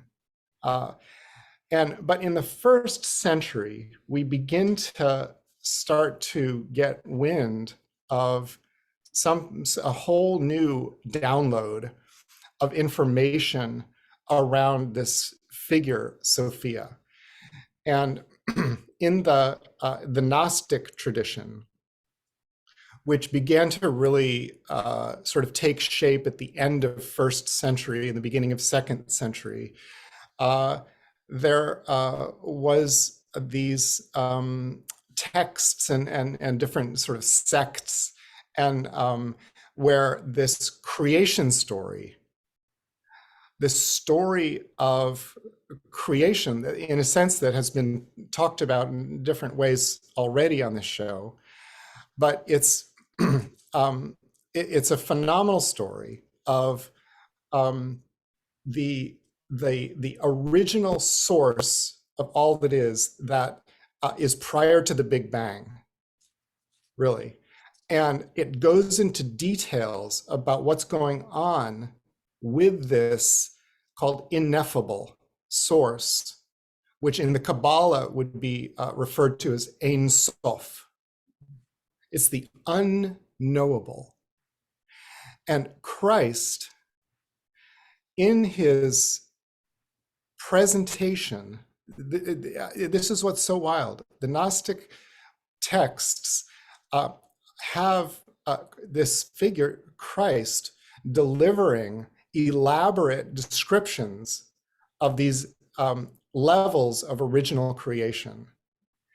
And in the secret book of John, which is probably the most prominent of the Gnostic texts, there are the whole first section is paragraph after paragraph of this figure Jesus talking about this ineffable unknown source. It's just tremendous. And so then there's this unfolding of a cosmology of the original Trinity. There's this divine, I sort of refer to it as the great emanation. It's this bursting of, out of the womb, new creation. And it has a kind of a threefold original nature, but then it unfolds in these pairs called aeons. And the last of these beings is called Sophia, or the sort of a lower Sophia, in relationship to this higher Sophia, who's the feminine aspect of the original divine emanation. It's a little complicated to follow here, I'm sorry. But it's really exciting. So 2 days ago, September 8th, was the marking of a holiday, or of a phenomenon called the Descent of Sophia. And this is where it's a bit controversial. In these texts, this brief, fleeting Gnostic tradition that flourished for like 200 or 300 years before it really got buried by the Orthodox Christian Church and the Roman system. And literally it was persecuted and books were burned and the whole thing was pushed underground. There's this fleeting flourishing of high cosmology that's associated with Christ, of which Sophia is a lead character. And she comes down to this dimensional reality, or John Lamlash, would refer to, this solar system in the Orion Spur. And there's a whole story about her in the fall of Sophia. But what I've done in my research that has, taken many years, is that I'm looking at to sort of reverse engineer how this story was packaged over time from later Orthodox, where she's sort of in there. She's in the New Testament, very a little bit, but in the Gnostic tradition, she's huge. And in first century, it appears that this Christ figure is pivotal in delivering this cosmology. And this is what's very, very wild. And it's fairly new. It's in terms of understanding the context of Sophia and this first century revelation of wisdom.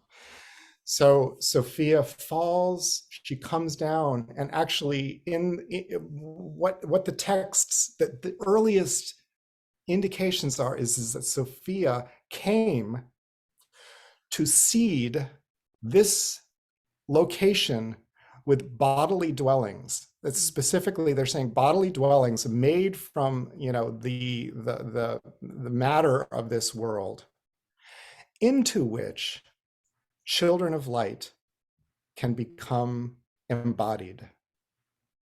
It was a plan for seeding incredibly high beings into this kind of lower world that's sort of way out in the, in the wild west of the cosmos. They call it the region of the left. And but what happened is that Sophia became trapped by something called archons, these lower gods who just were jealous of her, and they had some power, and they stole this seed of divine light that she was bringing here. And so I think this is partly why this tradition and this story of Sophia has been so suppressed. It's virtually eliminated from the historical record. And fortunately, a Nag Hammadi library was pulled up out of the desert in 1945, increasing the record of these buried texts by many, many fold. And so the problem of the archons, what the heck are the archons? Who are these higher, these dimensional angels that were otherworldly, that came and they stole her light. And so there's this whole thing going on with that. So I don't want to go on with this. It's fairly involved. The book that I've written,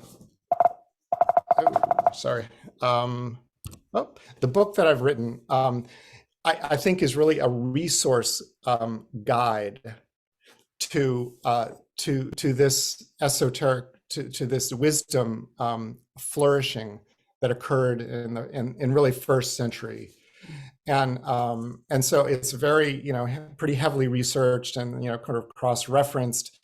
And it's not necessarily easy reading. I mean, it flows pretty well, but it's fairly dense. And so speaking to it and working with it is really what I'm excited to do. And I'm excited to be joined with by Diana Kelly, who, she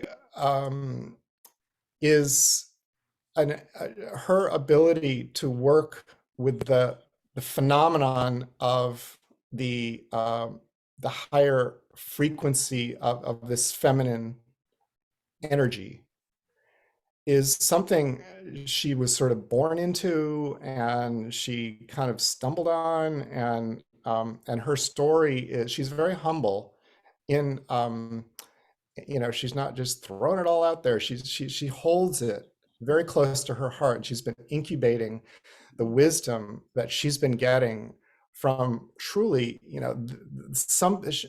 Sophia. I mean, she's linking it with Mary and Sophia. And so I really want to, this is an interesting interplay here. Christy kind of set us up to, kind of show up here with like, okay, you two. And I'm bringing a bit of an academic background. There's way more could be said. The divine spark. I mean, it's the absolute beautiful quintessential mystery. What is the inner divine radiance within us that was planted from the onset? The whole Adam and Eve story all figures into this.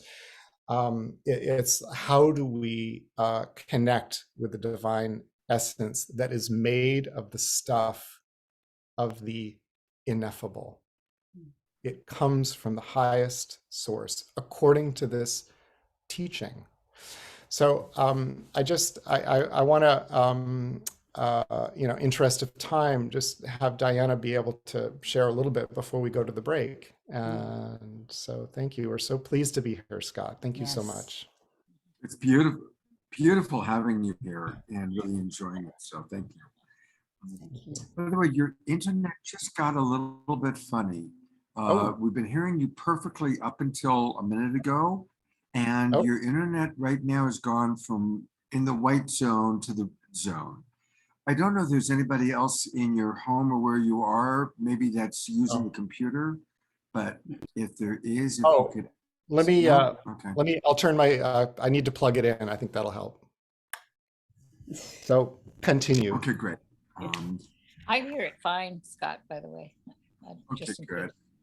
And you know what, while we're waiting, let me go to see his book. There it is on Amazon, The Divine Spark Within, Excavating the Mysteries of Sophia and the Deep Christ. It just came out on August 29th, so 2 weeks ago. And I've put the link into the chat box. For those of you watching on Facebook, just go to Amazon and put in his name, Daniel Morse, The Divine Spark Within, and you can find it very easily. Let's all buy this book. It's so important for us to support books like this. So I'm adding it to my cart, and I'm going to, while you continue talking. Thank you. That's really sweet of you, Scott. Oh my gosh. And then you can see the link to the website, which has a lot more information about it, and there's different articles and things like that. So is the internet okay, Scott? Yeah, absolutely. We're going to go to the website after a little bit later. Oh, okay. We'll go to the website for sure. And now? Now, Diana. Thank you, Scott, and thank you, Christy. So for me, my experience, so first I want to say that I feel that Sophia is the next one up on the stage to take her place, like we've seen with a revolution of Mary Magdalene. My experience with the divine feminine, with the divine mother aspect, literally has been really since birth, mostly through the prism of Mother Mary and her mother Anna. My first experience with Sophia was in 2007 in Mount Shasta. And she appeared wearing a very long mala, kind of just, I'll say, lapping the beads. But it was a very, very long mala that I had never seen before. And fast forward later, it kind of made sense to me, but that was 2007. It didn't make sense to me until about 2018, so like 11 years later. In between that time, I was visited her next time, not until 2014. And she said, I didn't know who she was. And I kept trying to figure out, are you the Black Madonna? Who are you? It wasn't any of the energies that I was familiar with. And I was familiar with quite a few aspects of the divine feminine, both in bodies and out of bodies. But she said to me, I'm preparing you to be a voice for me in the world. And because people are really going to need the mother, even more so than you can see now in 2014. So she said, I want you to consider yourself my PhD student, and I'm going to bring you to all the highest teachings, and I want you to resist none. So I started to experience different teachings. Started out with Orthodox, like Russian Orthodox, Greek Orthodox, because they at least do talk about Sophia. And then it went on from there. I was guided to Sri Aurobindo's ashram. And there I had a really profound experience where one night there was an incredible And this makes me think of you, Brother Phil, because it was huge thunder and lightning and rain. And I heard, she is here. And I was brought to the teachings of Sri Aurobindo and the Mother. And I was told that I was embodying a lot of the Divine Mother at that point. And that I would be being brought a gift that I could share with humanity. Shortly after that, I was preparing for one of Christie's ceremonies, the bridal chamber. And as about a week before, I had no idea what I was going to be doing in the bridal chamber. And I received the gift of something called the Holy Ampulla of Sophia, which, in which case a dove came and put the substance in my left hand. And I was told that it was going to be to activate humanity, activate the light body, as an ascension ritual, which was based on an ancient coronation ritual that was used at a time when kings and queens were considered divine beings, not just political leaders. But it was first given, Mother Mary first gave it to the Apostle Thomas. So that was my second, really big teaching. The next was, I was brought to the Holy Womb Chakra teachings in 2018. And there, I really feel that it was a teaching of how to purify our womb chakras, and men have womb chakras too. And then connect those womb chakras back to the Sophia, back to the creatrix, the universal, her womb, where we all come from, where all souls come from. And that would be like an antidote to the interference that has happened to humanity and continues to happen. Because, and we see this playing out on the world stage right now in a really big way, whoever controls the womb controls the creation. And so that was going on then in that way. And now we have what we have now. And this work, this body of work, the Holy Womb Chakra teachings, give us a way through using mantra and yantra together, which is very powerful and is as like putting gas to a flame, to help us to connect back to the cosmic womb. And there we can access our true nature in a more profound way.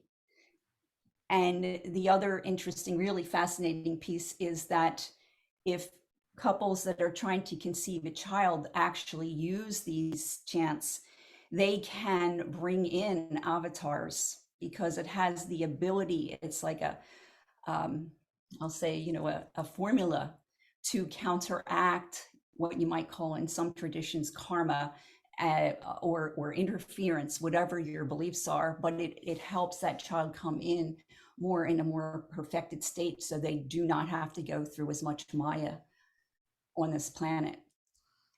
So my work now is with couples that are very serious about that and want to bring in these babies at this time. So that is my experience with Sophia personally.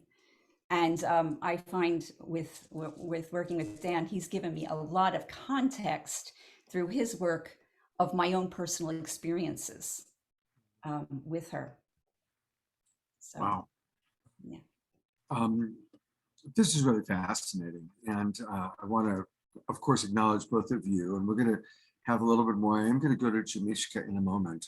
But a couple of things. I do want to thank Hallelujah Anasuya has put some wonderful references into the chat box that are really interesting.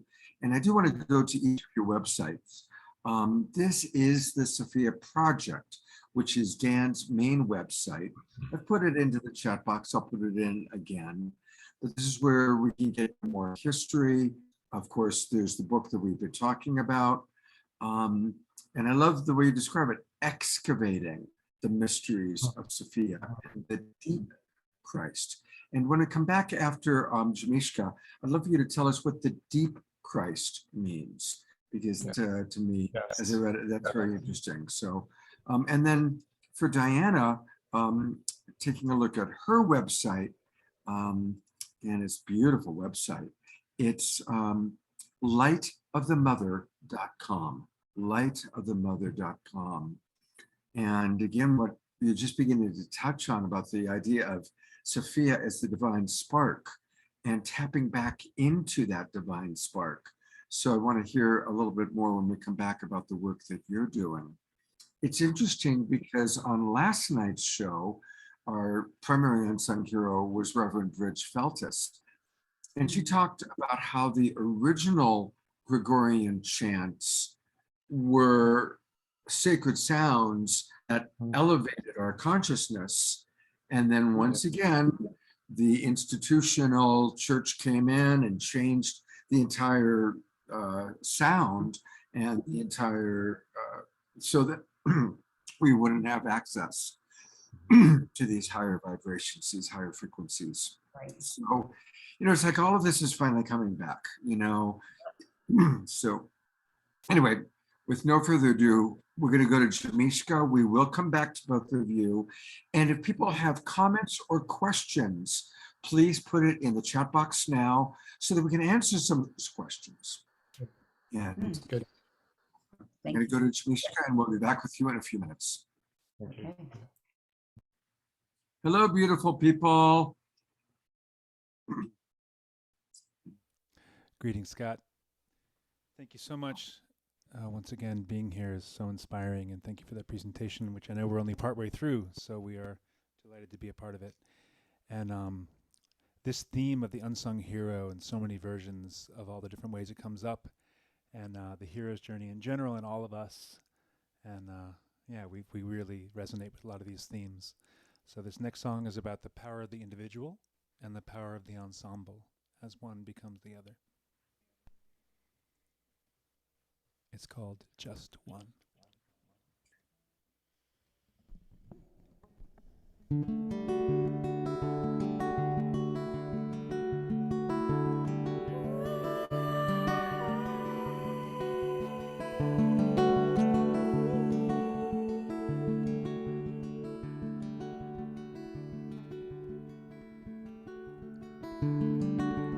Better on, better than just one, better than you are.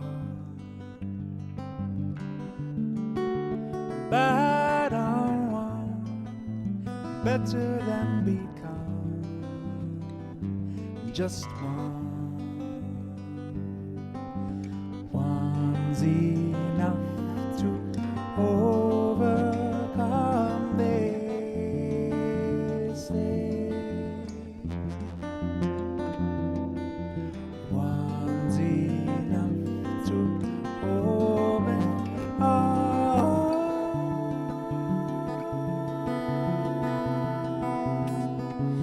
the world.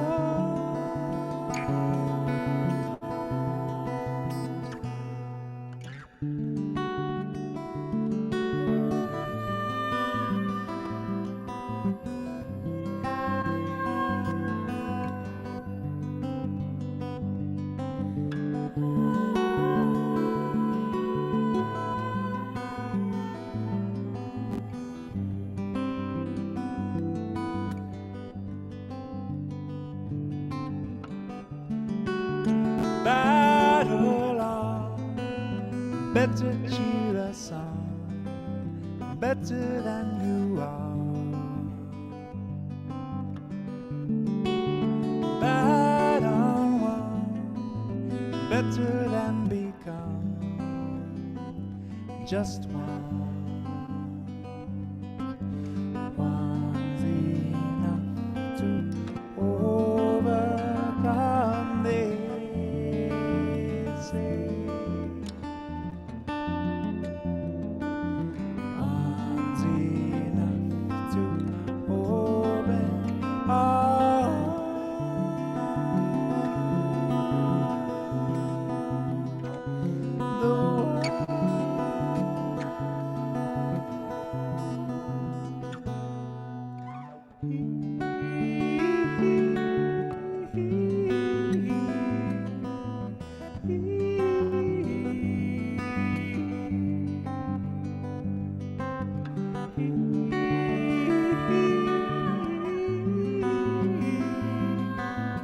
One's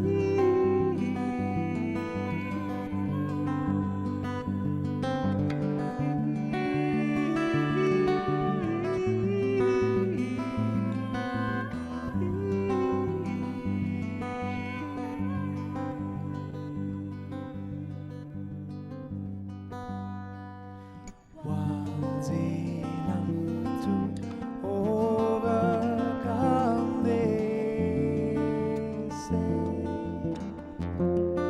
But what do they know?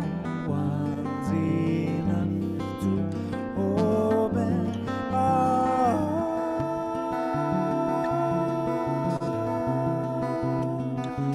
the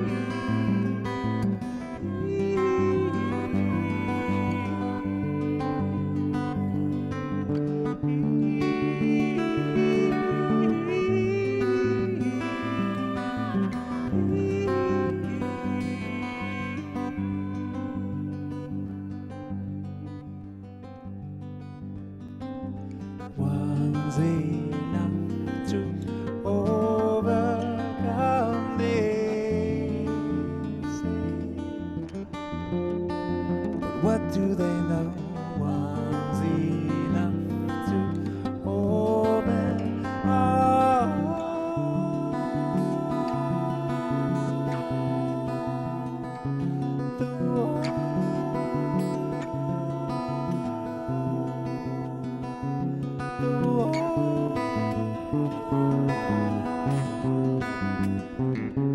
the world.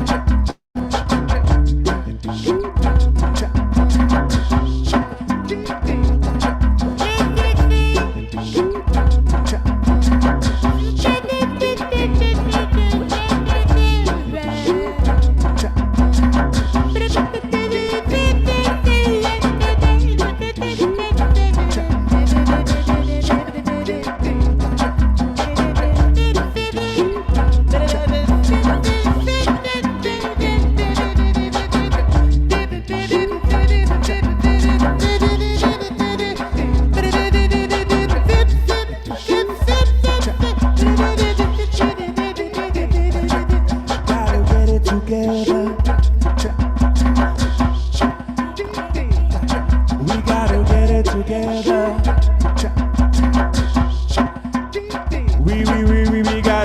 together. We gotta get it together. together. We gotta get it together. We gotta get it together. We gotta get it together. No matter what the weather, gotta get it together. Gotta get it together. No matter what the weather, gotta get it together. Gotta get it together. Gotta get it together. Gotta get it together. Gotta get it together.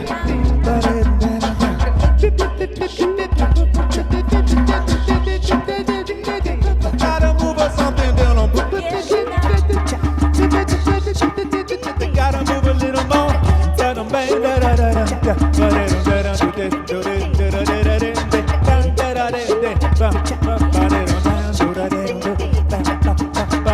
Together, gonna get it together. Gonna get it together. Gotta get it together.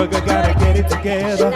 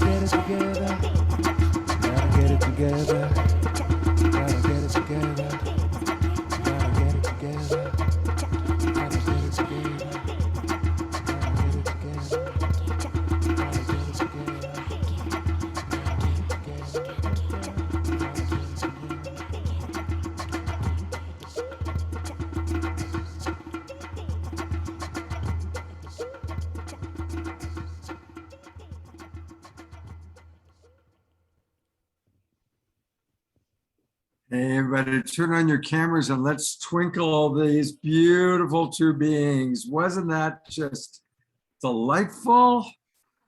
Oh, soft and then peppy and just so much magic and so much beautiful love. It's always such a joy having you two on the show. Thank you. It's great to be here. Oh my gosh. And I want to, of course, we have seen that you're beautiful musical artists. We want to support your music. But in this segment, this moment, we're going to talk just a little bit about the art of Ishkala. And she's a beautiful artist. Of course, some of you have seen her before. We had her art on once before. First off, what's the name Ishkala? We've learned about Sophia. Tell us about Ishkala. Yeah, so my parents originally named me Jessica. That's my super secret agent birth name. And after my You told them your super secret agent birth name? awakening, I actually, throughout my whole childhood and my whole life up until my name change, I had been playing with all these different names. And a lot of them are older and it just wasn't really modern. And I would sign all kinds of letters and journal entries with all these different ancient names. And I looked at the etymology of Jessica because I also really believe in the power of names and the wisdom that our parents carry in the destiny, carrying forward the destiny of a name and one's destiny through their name. And what I found was Ishka. And originally there's the Hebrew name Ishka, which means the Lord or God or the universe sees. And but there's many different spellings and origins of the word and the syllables Ishka. So there's the Russian, it's a diminutive in Russian for anything cute and small if you add it to the end of a word. It's also Irish Gaelic for water. And in Arabic, it means spiritual love, which is part of the Ishkala, the mantra Ishkala Mabud Leila, which means God is love, lover, and beloved. And I resonate with that most deeply. And it's the place from which I create all of my art. And it also has the La in the Tibetan spelling of the La. which is the tippy tops of the mountains where inspiration abounds. I love all that entomology. By the way, maybe turn her microphone up a little bit because she's a little soft. The website is, I'm going to spell it, ishkalha.com. Of course, I'm putting it in the chat box again, and it's already there, but I'll put it in again, but it's Ishkalha. And she does amazing work. There's original paintings, reprints, and treasures. I'm going to go to the paintings for a moment. Original acrylic paintings, and some of them are just gorgeous. Very futuristic, beautiful use of colors. And just really want to encourage people, if you're looking for a really beautiful gift to give to yourself or to someone else, go to her website and get some of her artwork. I don't know which one to click on because it's also amazing. I think I'm going to do that. So we're talking about the Goddess Sophia tonight. There's an image that could be the Goddess Sophia. That could work. I see Diana. I don't know if you're sharing your screen or trying to share the screen, but perhaps that. Sorry, say that again. I'm What's not that? sure if you meant to share your screen or not, but you can't see the we images. can't see if you're trying to show us something. I'm sharing my screen. I'm sharing your. Right now, people should be seeing the image of She Hath Or. We can see it. We can all It's see tall- it. For some we reason, can all we see can't it. see it. Okay. But I will Yeah. come back. We trust you. Yeah, I incorporate a lot of sacred geometry into my work, and there is mention of mantra and yantra. That combination is really special. Light, as it comes into form, it comes through sound into physical matter, and we get to see the design of the universe through the geometry that is very accessible to us, and it's also the way through which a lot of the inspiration and the different avatars come through in my work. And so that's generally the foundation through which the different deities, there's a lot of Divine Mother energy in my work. It's one of the energies that I most strongly resonate with in this incarnation. And that's something that I'll be guiding people through in a process at the workshop on October 8th. We're going to have our first session at the Apothecary in Ashland, and then we're going to have the whole next afternoon to continue with the piece that we started the day before. And we're going to go through a set of practices that I've developed for people to create an empowering piece of art to help them connect to their own heart's wisdom. And we're going to be incorporating the sacred geometry into the piece to help set that foundation for what wants to emerge. And it's a really beautiful process. It's one with which I've been working with for many years. And it's just a lot of fun to be able to gather with a lot of people very intentionally to create art that is essentially a prayer for their life and for their community in the world, and to be able to work with their art in a very intentional way after it's complete as well, to use it in their daily prayers and practices. And it's very healing for the nervous system. There's so many good things from being able to come together and create in an intentional way. Absolutely. Well, I know the majority of our people aren't in Oregon, so I do want to go back to your actual art site. I just encourage people to go there, scan through, and we're getting some requests wondering if maybe you would do an artwork sometime perhaps of your imagining of Sophia, as we're talking about her. So not putting you on the spot, you don't have to commit to that.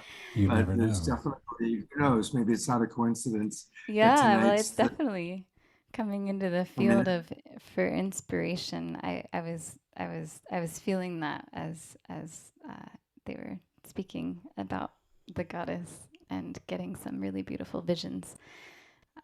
So we'll see. But I'm open to collaboration and would love to continue that conversation. I will connect the two of you. I'll connect the two of you. So, because it would be fun for the two of you to connect with Diana and Dan. Yeah. And that happens so much on Global Peace Tribe. We don't have our first Global Peace Tribe baby yet, but we have a lot of people who've met each other and become couples in Global Peace Tribe. So there's practicing. A lot of professional collaborations that have evolved from people meeting each other through us. So I'm going to go back to Dan and Diana, but God bless. I love you guys so much. And hopefully you'll be back on the show again in the next month or two. Yeah, thank you so much for having us. It's a pleasure. Absolutely. Thank you so much. God's blessings. And everybody, again, go take a look at, of course, the Jameeshka website, get the music, and take a look at the beautiful artwork that she does. It's in the chat box. And again, for anybody watching on Facebook, it's ishkala.com, spelled ISHKALHA.com. And I'm going to turn it back over to Diana and Dan. I see there's quite a few comments and questions that came into the chat box. But let's just start, Dan, with the question I had asked you just before we broke about what you mean when you refer to the Christ in that way. Yeah, actually, if you don't mind, I just first want to mention that the sort of the entryway I found into the mysteries of Sophia was through the effort that I was making when I was in my late adolescence to stay connected to the spark of uninhibited curiosity and joy that I experienced as a child. And the commitment I made to stay connected to that inner child spark, I called the Sophia Project. And it was kind of a random contract I made using the word Sophia as a emblematic, as part of that commitment. And so Sophia became this, person that was connected to the inner outflowing of my creative self. And I want to just acknowledge everybody in this show, for all of the creative outpourings that are happening. And one of the things that I work with is looping and music. And so I'm totally like right on, Jameeshka. What you're doing with that is just awesome. And and it's such a wonderful forum for weaving sound and sacred sound expressions. Yes, okay. So deep Christ, what? Okay, so the Jesus who shows up in the Gnostic texts is kind of different from how he shows up in the Bible. And this is just a kind of a strange thing. Collectively, we're only familiar with the Gnostic tradition for the last 40 years since the publication of many of these texts, including the Pistis Sophia, which, by the way, the Hertax, I think you might have had them on. They did a whole thick volume on the Pistis Sophia, which is one of the core texts I use for a rendition of the creation story of Sophia. So how can this Jesus of the Gnostic system, who talks about coming from the divine, this earliest outpouring of creation, he's this, and that he came down through the gates of the archons into this region of the left in order to rescue Sophia. This is an extraordinary sacred literature that was completely lost, practically. And then so this Jesus, who is consort to Sophia on the higher levels, comes into the body of Jesus, and is part of the plan to not only rescue Sophia from the clutch of the archons, but also rescue humanity from the intervention that the archons had in sort of overlaying the divine spark essence that was planted in us. And this is a kind of a complicated story, but so the book goes into how do we make sense of this Jesus who's so different from the man of the parables? You know, I mean, and we each have our own relationship to Jesus and to Mother Mary and Mary Magdalene, and this is absolutely foundational. You know, what each of our own relationship to whatever deity or savior figure or whatever, you know, is absolutely the bottom line. And there's much to be gained from the Bible's version of Jesus, but when we broaden it to include how he shows up in the Gnostic tradition, there's so much more going on. And so I've sort of referred to him as the deep Christ, because it's kind of like, oh, how did this show up like this? And it gets into some pretty intense deep dive into first century and who this Jesus figure was, but that's just sort of an introduction, I think. And there's this beautiful Jung quote. Carl Jung is a central inspiration for me. He had a very profound relationship to Sophia, and he just basically is saying Christ is not the great exception. It's not that Christ was so powerful and wonderful. It's that he was the great example. So we are being given the task to become like Christ. And this creation story is kind of a new story. It's old, it's really old, but it's kind of coming back, and it really has a lot to offer with regards to how we can move to new levels of spiritual development, conscious development, as Dr. Mills was talking about. Yes, that's what we're up against and what we're after. And it's very exciting, and we have very exciting times. And Global Peace Tribe is offering a wonderful service to help facilitate all of this. So. Yep. I want to riff on that for a minute, just because it's my favorite topics. Since I bought your book during Jameeshka, so that's nice. Going to promote another book. I want to encourage people, if you really are curious about the Gnostic version of Jesus, get the Gospel of Thomas. And there are many, many, many versions. There are many different people who have taken it. But what's fascinating about the Gospel of Thomas, and that was one of the lost books that the people who put the Bible together in 321 AD didn't include. And the Gospel of Thomas is not the story of Jesus. It's just direct quotes. It's direct quotes from Jesus. And as Dan said, it paints a very different picture of who the church kind of manufactured for us and over the centuries have tried to deliver. And if you're interested in the historical personality of Jesus, I think you get the best insight as to who he may have been by reading the Gospel of Thomas.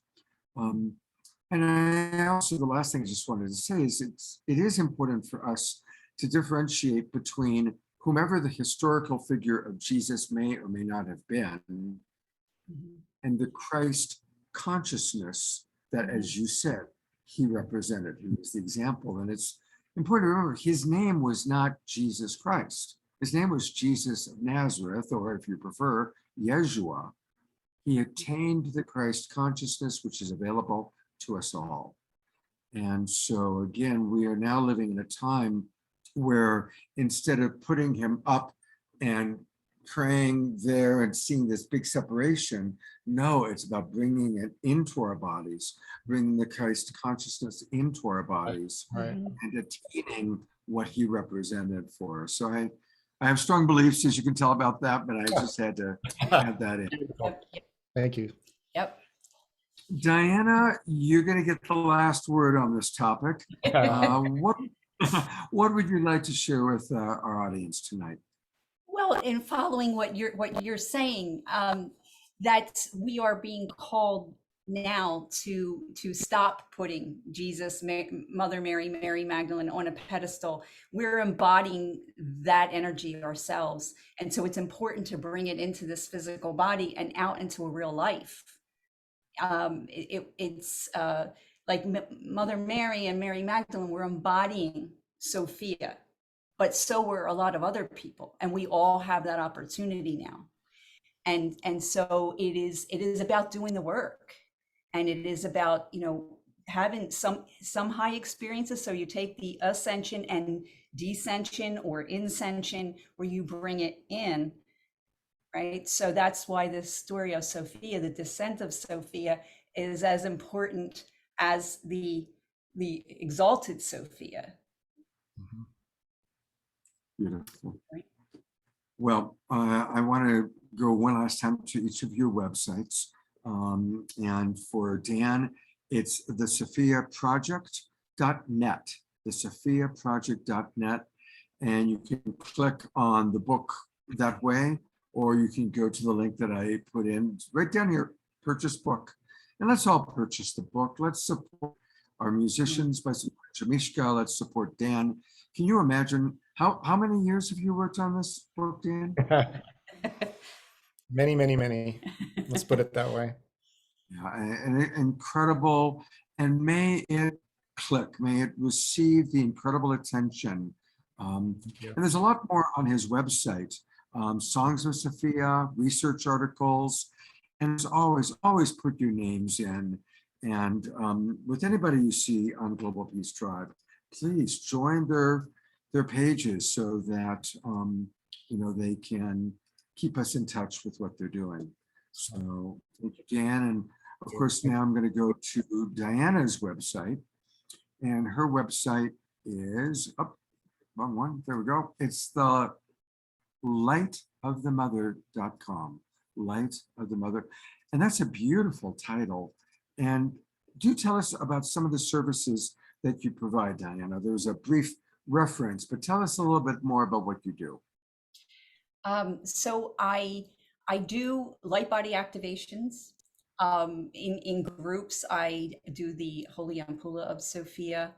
I do anointings, all kinds of healing. I really have been doing this work for 30 years. So I have a whole toolkit that I draw on. And it's very individual, very organic for each person, each group. And as Christy mentioned earlier, I work a lot with in recovery centers, and I'm actually, without going into maybe this depth of things, I'm bringing this to people that might not otherwise experience it, and helping them see that divine spark in them that is perfect, that they're not broken. Maybe I can mention, she mentioned the ampulla, yeah, and which is the crowning ceremony, which features in the creation story with Christ crowning Sophia as part of his rescue. And in the book of Thomas, the Gospel of Thomas, well, actually the Gospel of Philip, they mentioned this bridal chamber. And the bridal chamber is a really amazing theme that Diana has worked with in ritual with Christy. And I think I go into it a fair amount in the culmination of my book, how do we embodied the sacred marriage of the inner divine immanence, the immanence of the spark, with this holy, holy, holy source light, all it is. Beautiful. I'm going to put the spotlight on our friend Jerry Anderson, also known as the Wild Abbot of the Mystic Monastery, because Jerry is one of our dear friends. And as he points out, his entire monastery is built on the Gospel of Thomas. The core text for his mystic monastery, and his monastery, they have 10,000 acres in Puerto Rico. It's their own ecclesiastic nation. So it's an incredible place that's going to also, like all of us, grow and in wonderful ways. And the core text for his mystic monastery is the Gospel of Thomas. And his monks are initiated in a living legacy, which goes all the way back to St. Thomas in India in 54 AD.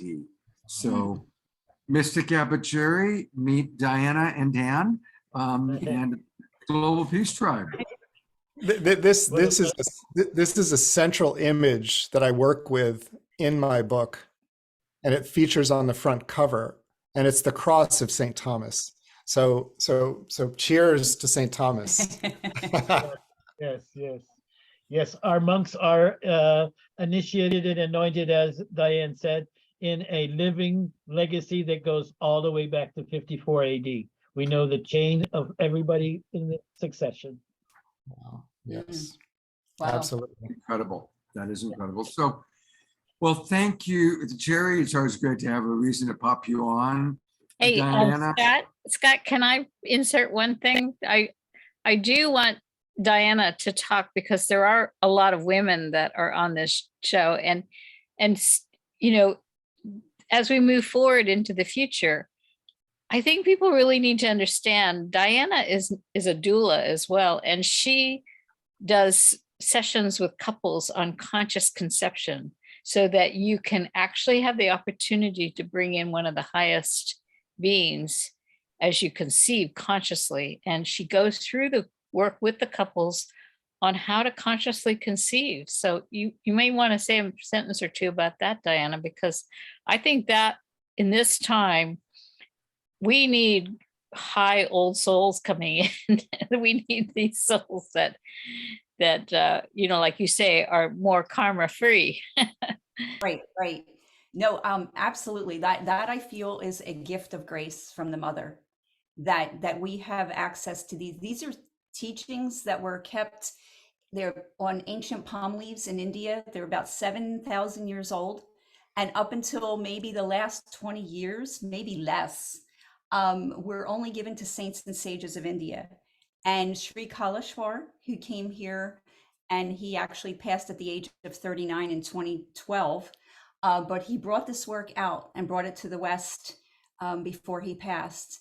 And so there's a whole body of mantras that are specifically for conception, and they're very powerful. For couples that maybe, you know, are maybe not that dedicated, we don't want to do that, but want to have an impact. There's always the Gaia tree mantra. There's always the rosary.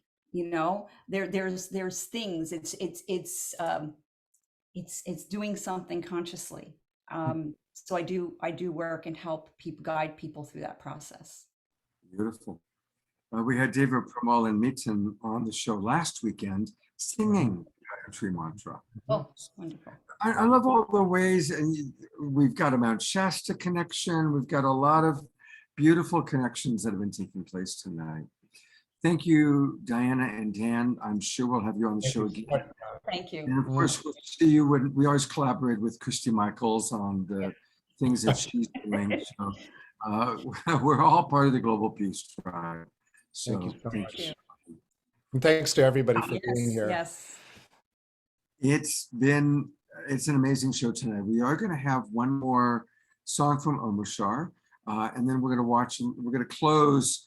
Everybody kind of going to relaxing out as we watch some more of the beautiful video from John Martin. I did want to let people know that, remember, we do 3 shows every weekend, and tomorrow is our Sacred Sunday show. And it's going to be really special. Of course, beloved brother Omashar will be with us playing music. And we're going to be going all the way down to Ecuador through the power of Zoom and meeting with Sri and Kira Ra. And they are a beautiful couple. They are going to give us a tour of what they have been creating in their community down in Ecuador, including a 7-story pyramid that is built in a very unique way and a very magical commitment to peace, and is a big part of the launch of Global Peace Week. So don't miss it. Join us tomorrow, 10 o'clock Pacific time, 1 o'clock Eastern. And it's going to be a very special show tomorrow. So please do join us. All right, I am going to turn it over to our beautiful beloved brother Omashar. There he is, to give us a closing song, and then we'll go to John Martin. All right. Okay, Eleanor, have you got your feet out of that soaking basket yet?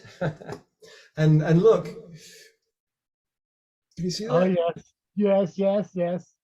It's got some magic backdrop in it, but that was my takeaway from the Relaxpansion Fest, where I met with Jameeshka. I was lying on the ground with my eyes closed, just kind of grounding, and suddenly these two people came either side of me with these hats and these big smiles, and it was these guys. It was like, yeah, wonderful. I don't know how they even recognized me. I was one with the earth at that time. Anyway, this song is called The New Road, and it kind of speaks for itself, but you can bop to it. And I seem to be blurring with my visual screen, so that's probably good. Do you want to see some magic? Oh, it didn't quite work. Anyway, I have to get a proper magic person on for that one. Here we are.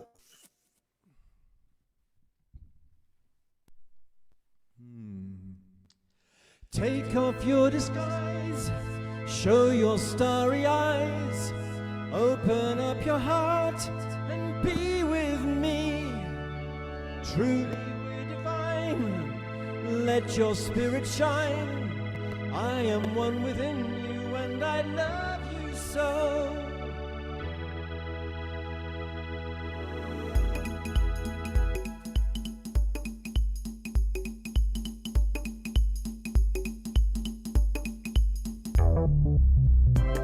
Just look at us now, waves of inspiration, filling our lives with boundless joy. We're speaking our truth, basking in the pure light, and freeing the way for all of us. Take off your disguise, show your starry eyes, open up your heart and be with me. Truly we're divine, let your spirit shine. I am one within you and I love you so. I love you so.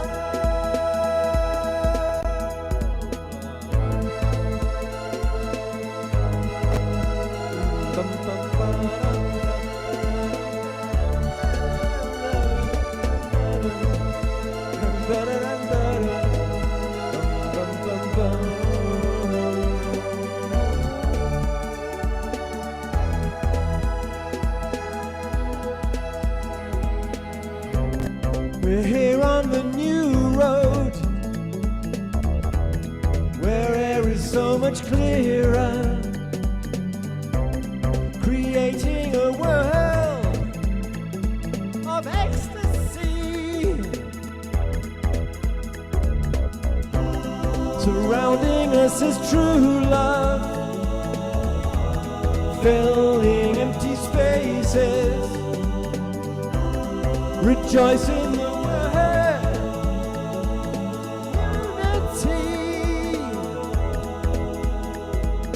Take off your disguise, show your starry eyes, open up your heart and be with me. Truly we're divine, let your spirit shine. I am one within you and I love you so. I love you so. Take off your disguise, show your starry eyes, open up your heart and dance with me. Truly we're divine, let your spirit shine. I am one within you and I love you so. I love you so. One more time. Take off your disguise, show your starry eyes. Open up your heart and be with me. Truly we're divine. Let your spirit shine. I am one within you and I love you so. I love you so.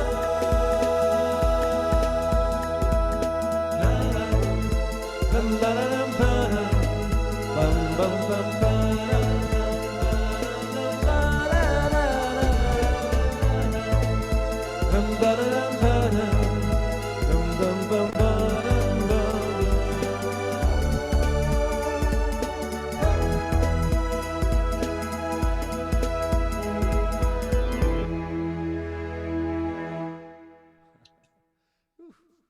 Wow. Let's all go to gallery view and twinkle, beloved Omashar. Yeah, I needed some help on the high note with that one.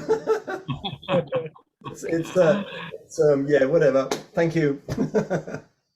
Beautiful. Thank you so much. And again, a reminder, everybody, we can support him by going to Bandcamp, omashar.bandcamp.com, and buy his music. And I've also put his website and all of his information into the Zoom room. And then just a reminder to everybody watching on Facebook, this is why you want to come into the Zoom room, so it's easier to get all these links. And thank you, all of our amazing presenters, all of our unsung heroes. And before we go to John, I just want to acknowledge all of you really are unsung heroes in some ways.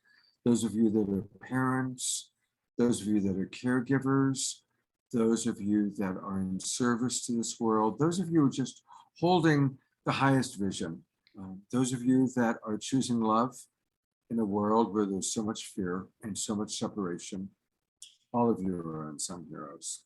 So thank you. And I am going to go now to one of our official for the night unsung heroes, John Martin. John, I can think of no better way to close out this beautiful night to just listening to you playing music as we watch those beautiful ships that come to visit you at night. Thank you, Scott. And I've performed at Maranatha Baptist Church in Plains, Georgia for President Carter many times. And he had a Bible study, and his very favorite disciple is Thomas. Wow. He was the first to say, "My Lord and my God," to Jesus. And yeah, so I'm in full agreement as well.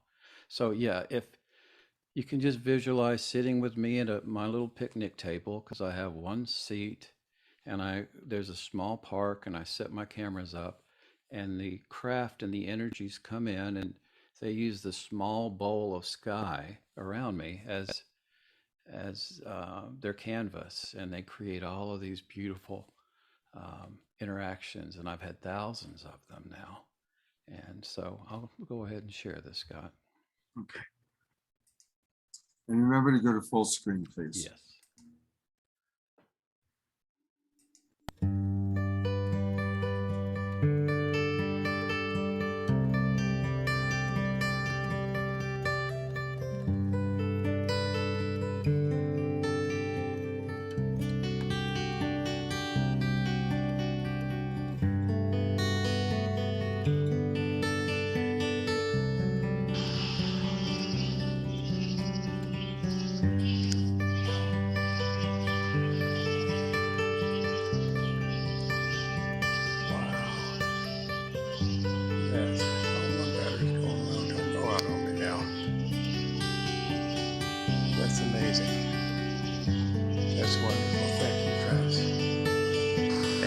To see me tonight.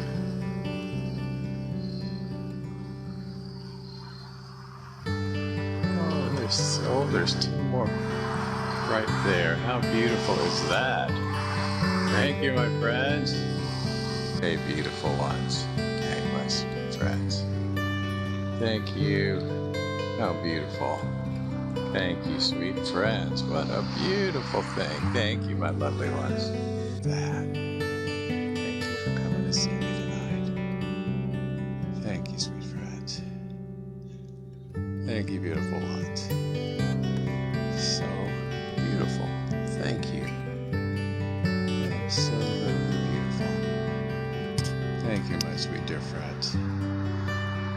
Thank you.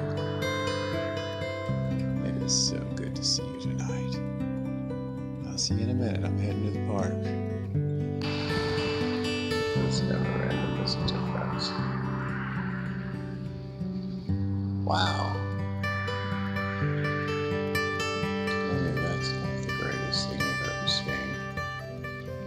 Wow, friends.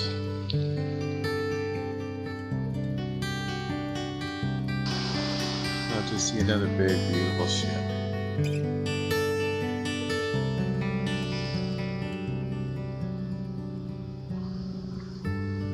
Whoa. That was amazing. Was that all last night? You weren't there at all, which was a beautiful showing that this is not happenstance. This is deliberate. Thank you, sweet friends. Beautiful thunder. Wow.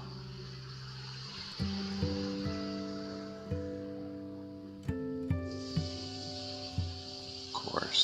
Oh, look how beautiful on this side of the clouds, too. That is so wonderful. Thank you. Hey, my friends. Hey, beautiful ones. Hey, gorgeous friends. Airplane going by. That's kind of cool.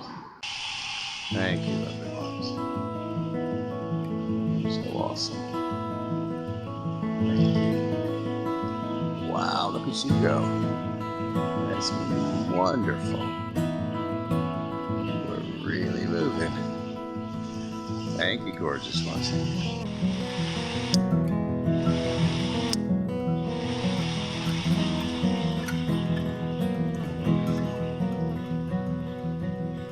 beautiful ones. Hey. All right, through the center of both of those. Now that was one of the coolest things ever. Absolutely beautiful. Wow. Thank you, my friends. How absolutely beautiful. Absolutely beautiful. Hey, dear friends. Hey, gorgeous ones. You're so wonderful. Thank you, sweet friends. Thank you, beautiful ones. Absolutely beautiful. Thank you, loveliest. So important to me. Thank you. Thank you, gorgeous ones. Thank you, my dear friends. So beautiful. Have a lovely night. Thank you. Hey, my dear friend. So beautiful. My goodness, you're so beautiful tonight. Wow. Oh, that is great. Hey, beautiful one. My goodness. Gorgeous. Hey.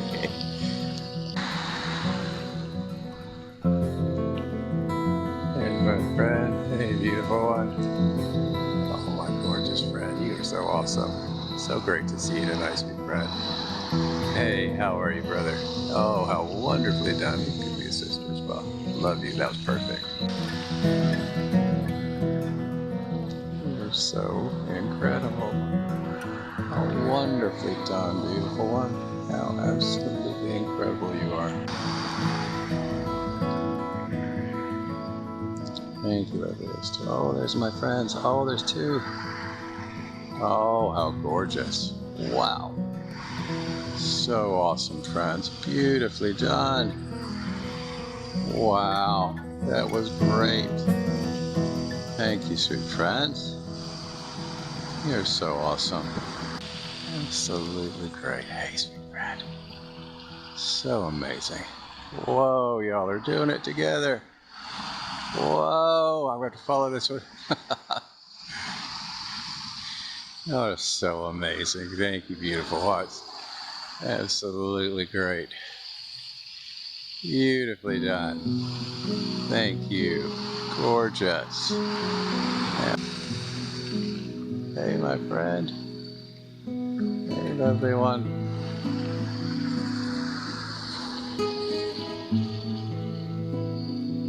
good to see. Oh, you went this way too. How wonderful. Wonderfully done, friends. Thank you. Gorgeous. Just absolutely amazing. Look at that.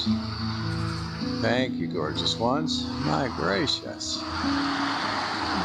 You're really doing it tonight. Thank you. That is the most amazing thing ever. Thank you, lovely ones.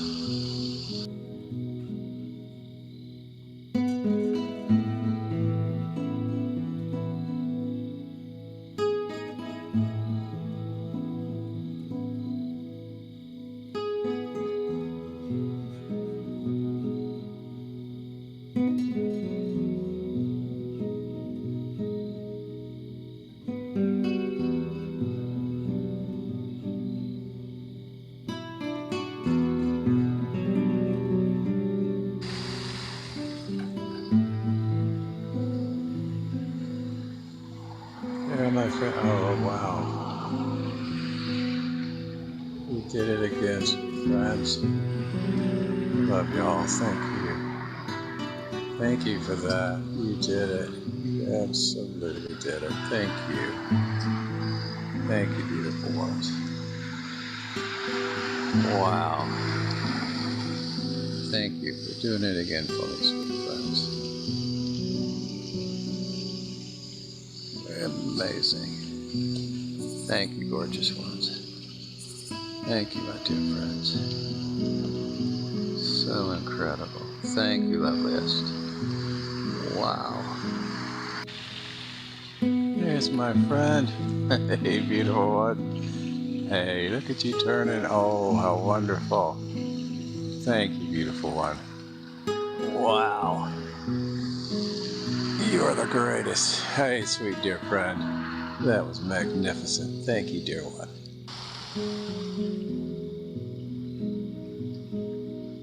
Some friends. Hey there. Hey, lovely ones. Oh, beautiful too. Hey, friends. How gorgeous. Hey, ones. Hey, dear friends. So great to see you tonight. Thank you. Oh, look at that. Oh, look at you turning so beautifully, friends. Hey, gorgeous. Thank you, friend. So beautifully done. Thank you.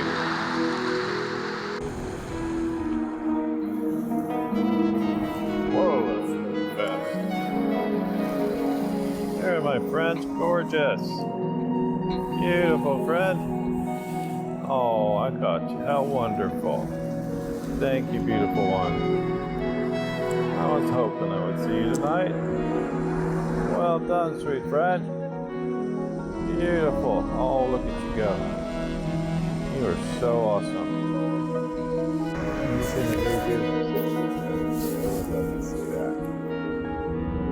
My super fast friends are beautiful too. Whatever you wish.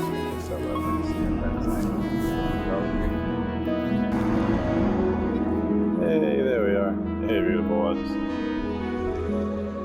Perfectly done. Thank you. Gorgeous. Hey, hey, loveliest. Hey, my friends. Hey, beautiful ones.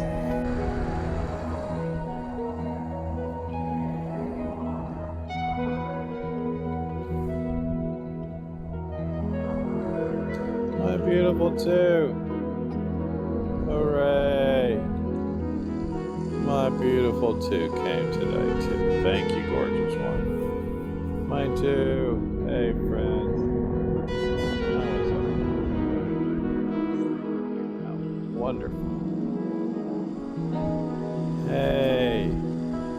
Hey, sweet ones. Hey, my dear friends. Y'all are so awesome. Hey, beautiful ones. Hey, my sweet friends. Gorgeous. Hey. Oh. How wonderful. Hey, friends. Hey, beautiful ones. How lovely. Thank you. Thank you, friends. Thank you, lovely ones. Thank you, sweet friends.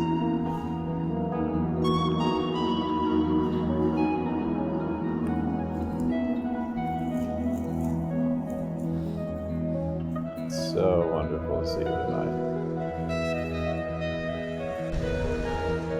Oh, great. There's Orion. There's the belt. Beautiful too. How wonderful is that? Beautifully done, friends. Gorgeous.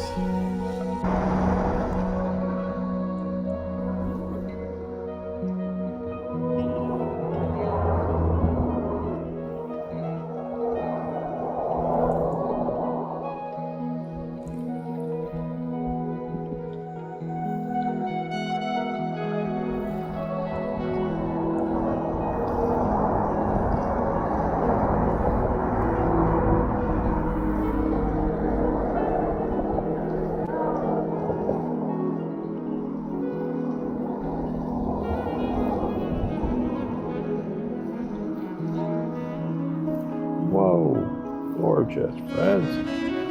Beautiful. Absolutely beautiful. Very quiet. Whoa, what was that?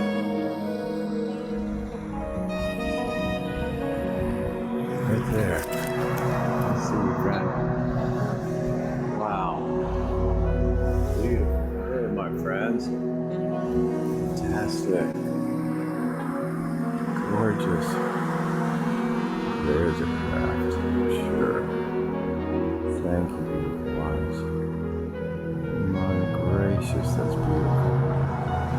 Wow, lovely. Thank you, beautiful ones. My goodness.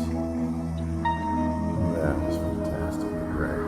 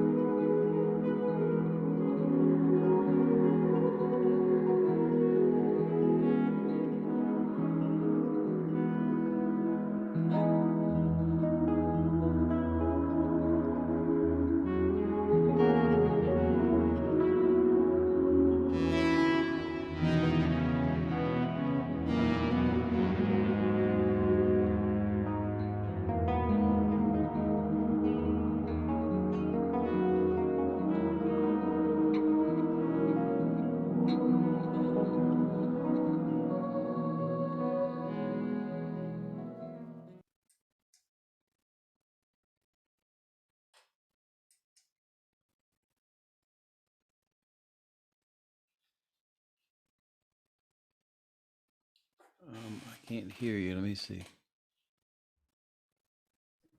You know, almost everybody has stayed on to watch all of this because it's so beautiful. Everything from the Easter being. I'm going to go to gallery view. Let's all twinkle John. Let's give John just some beautiful twinkle love. Thank you, my dear friends. Amazing. Just amazing. Such an honor to be here, Scott. Thank you for who you are and who you bring out the best in all of us. And I love you very much. And thank you. Thank you.